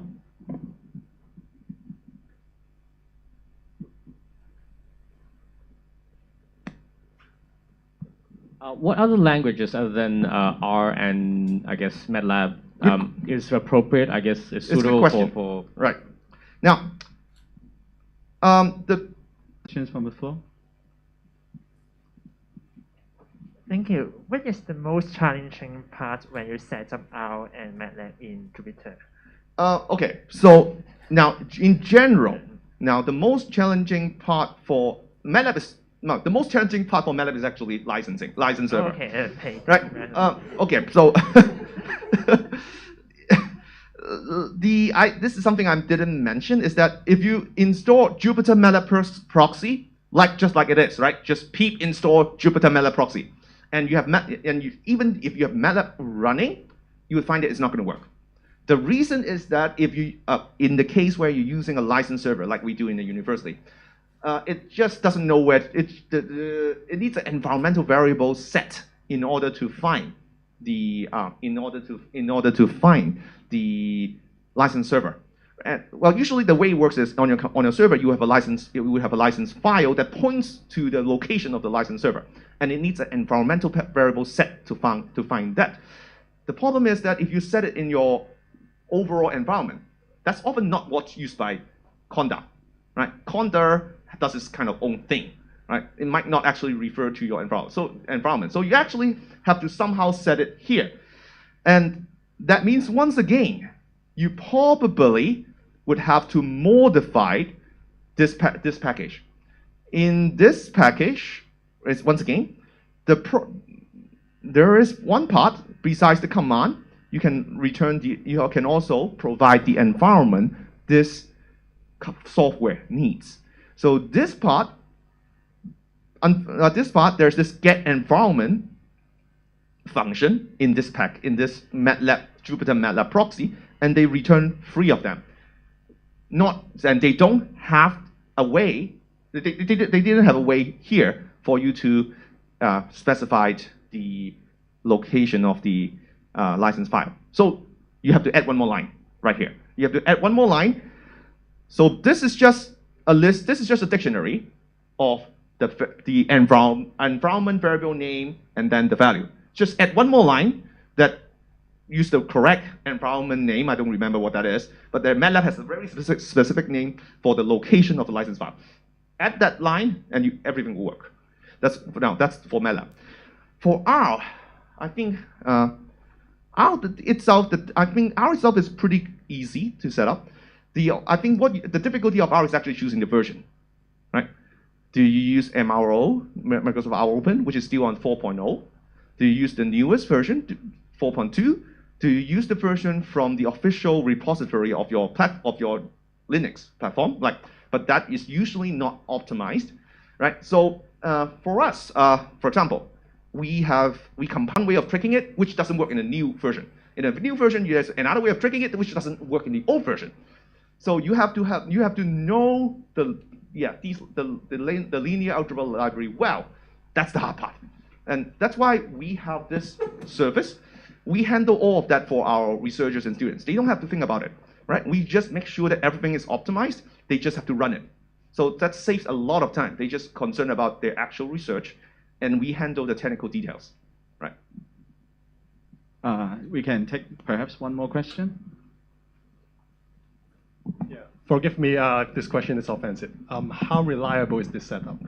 Is there any crash recovery considering the cluster itself or this? Considering hundreds of students are using it, and have any student managed to crash the system? Okay, so initially, when we first started up, there's first a couple of hiccups. Now it's been running over 2 years.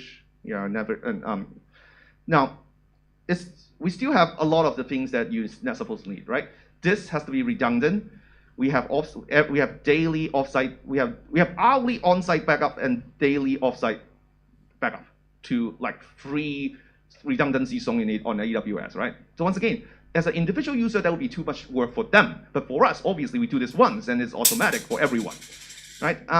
So we have technical staff that handles a lot of the stuff that works, like UPS stuff, like power supply, how much power we need, how much cooling we need, right? We obviously have to consider that, right?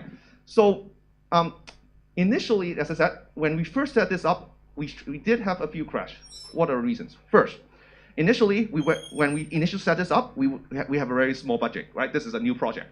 We didn't have enough RAM. So when 200 students tried to log in, it crashed. So okay, we need more RAM, right? Second, we see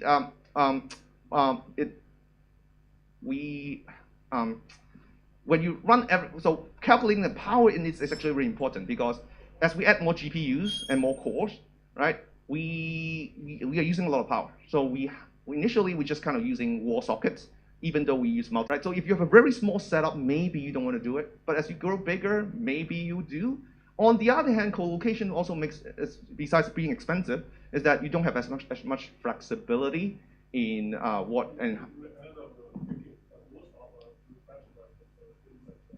Yeah, so in our case, the cost is a concern.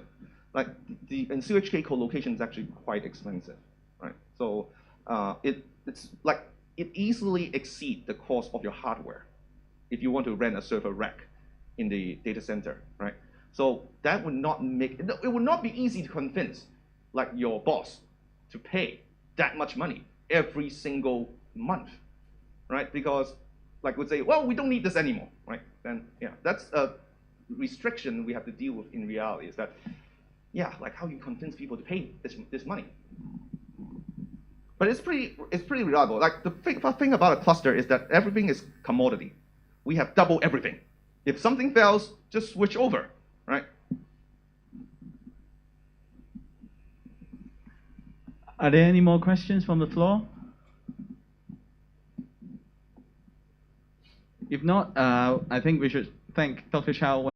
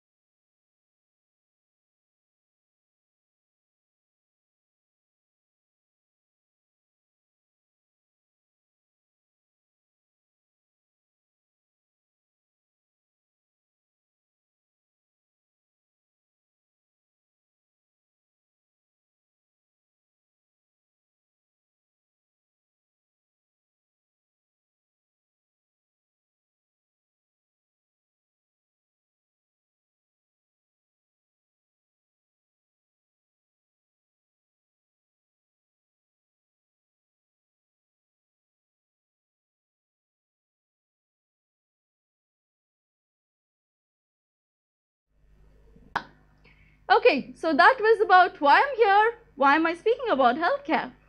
Now, I want to know you all as well. So let's start with how old do you all feel today? How many are like Gen Zs today? Gen Zs? Millennials? Okay, boomers? Oh, and how many are like experienced, seasoned experts in Python? How many code in Python? I want to check I'm in the right room. Yes, okay, perfect.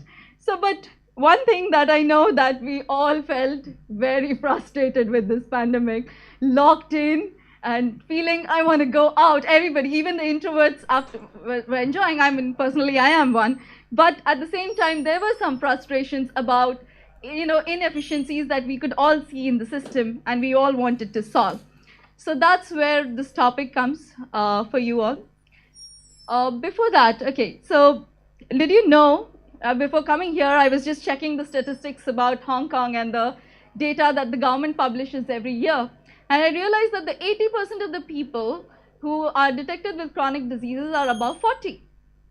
And we all are on that journey, and we all are, part of this. So it is a problem that's worth for all of us to think about, for sure. And that's something that I really admired when I saw that the Hong Kong government actually releases information so that we all can make use of it and add and contribute back to it. That's the beauty of data, right? And the data and the power of open source community coming together and really making a change in that space. So this is something that I found. Now, when we see that there are problems, there are issues there are like literally 70,000 classified diseases, but the cures for it are roughly 3,000. Similarly, the disparity on the doctor and the patient ratio is quite known as a topic, right? Where the scheduling time is very high to reach to a doctor. So what can we do to change the narrative? So I'm giving a couple of cases where we use Python in different scenarios and how we are changing this narrative. And I hope we all can do that together as well. So the first case is a very simple case. I want to start with one simple thing that we did. This is a data of the kidney transplant. So people who were detected with kidney failures were applicants for kidney transplants. Now the healthcare providers have to make a decision who gets the kidney on priority or not. Okay, so this is the problem. And they've been doing that over the years. We are not here to challenge, or we are not here to say whether what is right or wrong. But we are here to help them support and be more data conscious, aware whether the decision that they've made could get better or could align better to the requirements as well of the needs of the people.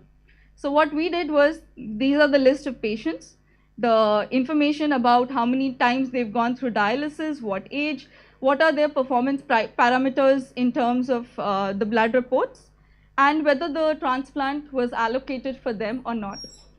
Once the transplant is done, how long have they lived or not was also being checked.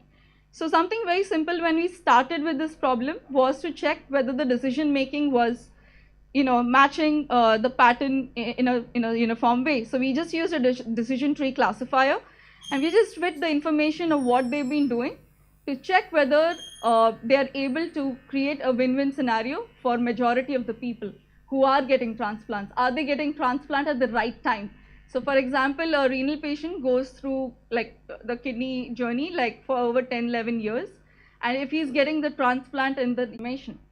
And this is a key pain point actively that as a developer I saw that the non-techs or the specialists of different fields fail to understand the gap, right? And it's the gap that we need to bridge.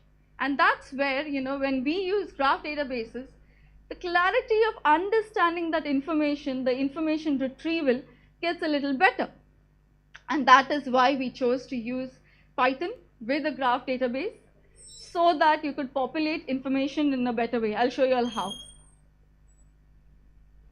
So what we did here was we connected to a graph database through Python code here.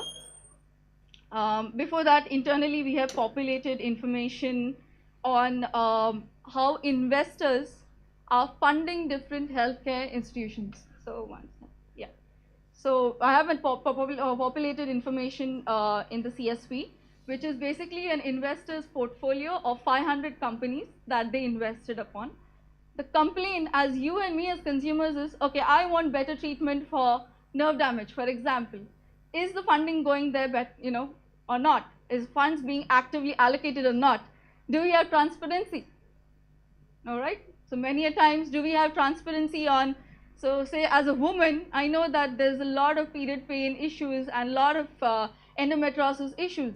Are funds actively being allocated or not? The transparency is a bit skewed because previously there was a disparity of fund allocations because the major consumers were men.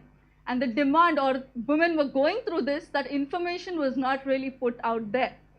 So right now, when there are more and more working women in the field, there are more and more people asking for better cures, the fund allocation and the disparity is also coming out clear. Now this is a win-win for businesses as well as consumers when the disparity is becoming more clear, because if there is demand, there will be investments in that field. Now why am I speaking about all of this from a business field, business topic in a PyCon conference?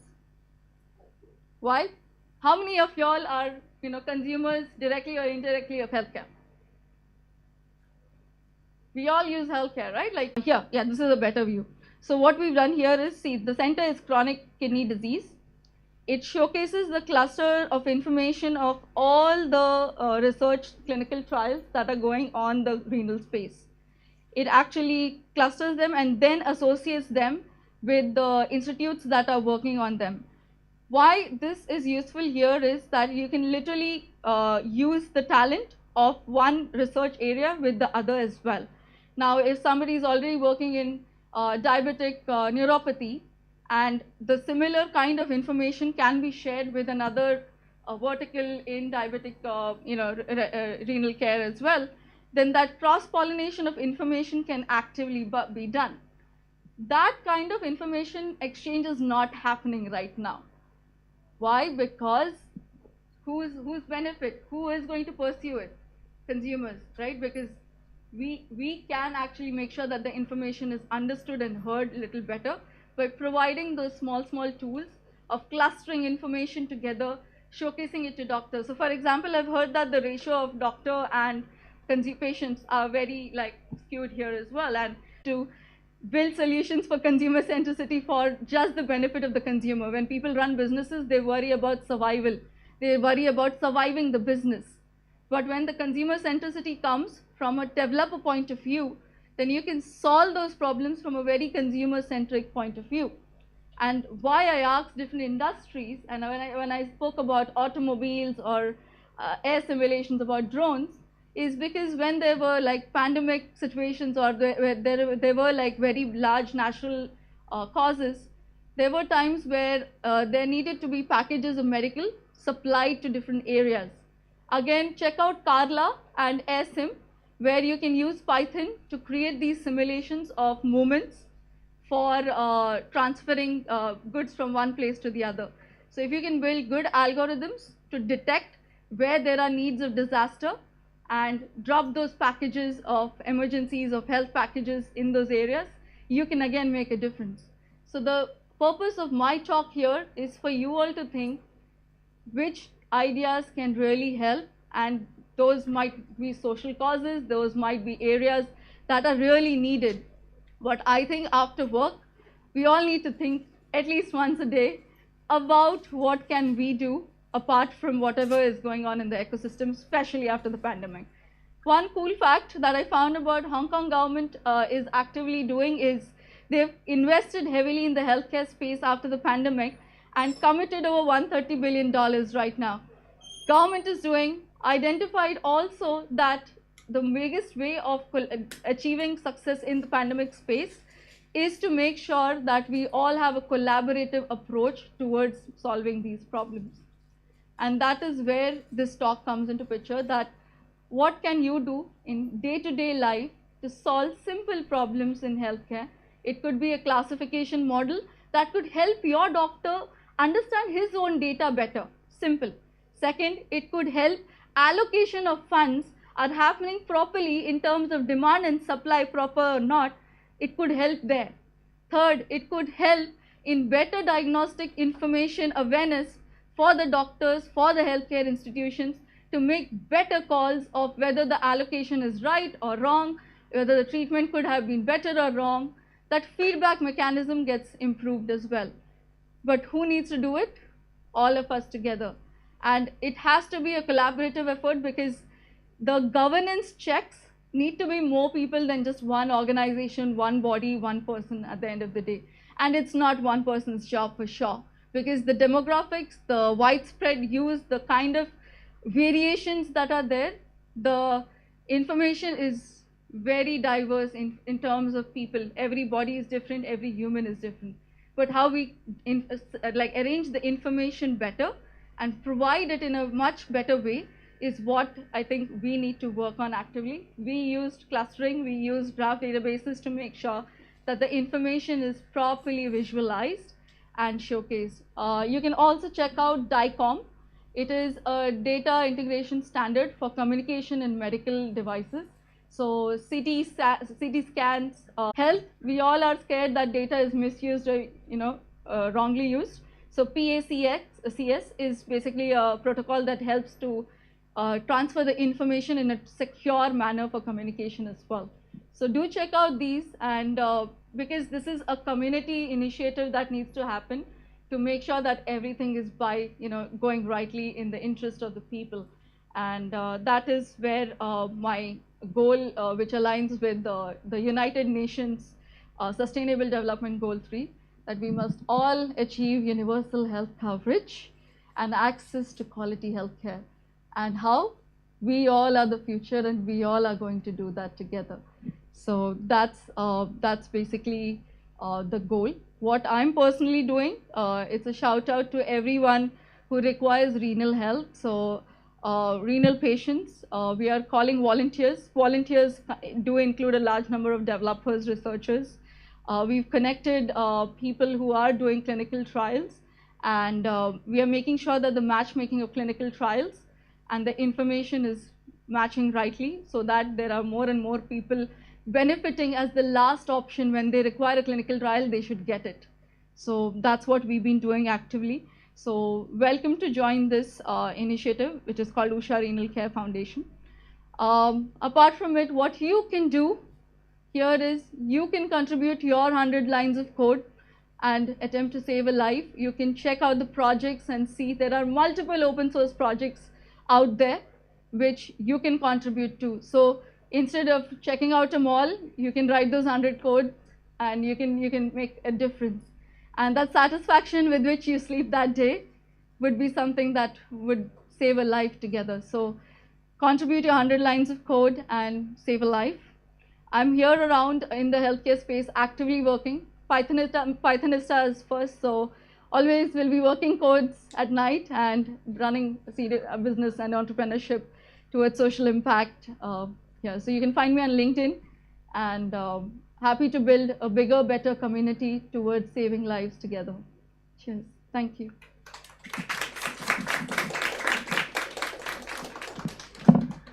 Thank you, Shilpa. Here we come to a Q&A session. Does anyone of you have a question for our speaker or the topic? Or I'll have questions for you all. Yeah, but I do have a question. How can we contribute to the healthcare industry or the entire people on this planet by our 100 lines of code? Yes, so we are reaching out to medical experts to share their pain points, because right now only like 9% of information is used in the healthcare industry. So the companies that have large amount of data are securely able to share it, and they are putting out the pain points that need to be solved as well. So we are actively aggregating that. So if you all can connect with us, we can connect you, map you to the projects that you are interested in, and you can choose to donate your 100 lines of code to those initiatives. So at Usha Renal Care Foundation, we are taking this step right now. So we will be soon publishing a website that will be showcasing the list of projects which are completely on the social side and require help, and then you can choose and put it up there. So we're just collecting volunteers so that we can showcase we have an army to help.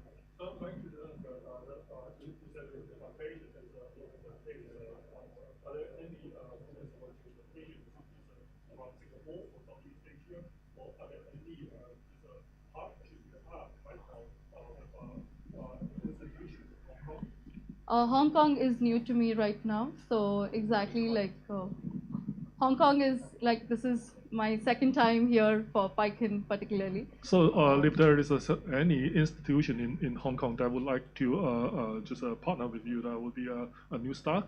Yes, absolutely. But I would like just to back to my question, which area or which countries now most of the case come from? So right now we are running this as a global initiative. The last I was at Dubai. Dubai government is also interested to do this actively. So right now it's like volunteers also need to be there to take up this initiative for a new location. We are currently in 7 countries. So India, Thailand, Singapore, Dubai, UK, we have a presence there. So we are exploring UK as well. So UK government also funded us in the pandemic for certain initiatives. So do you think that in these different regions, the data policy for the healthcare sector have something that the Hong Kong can take reference from?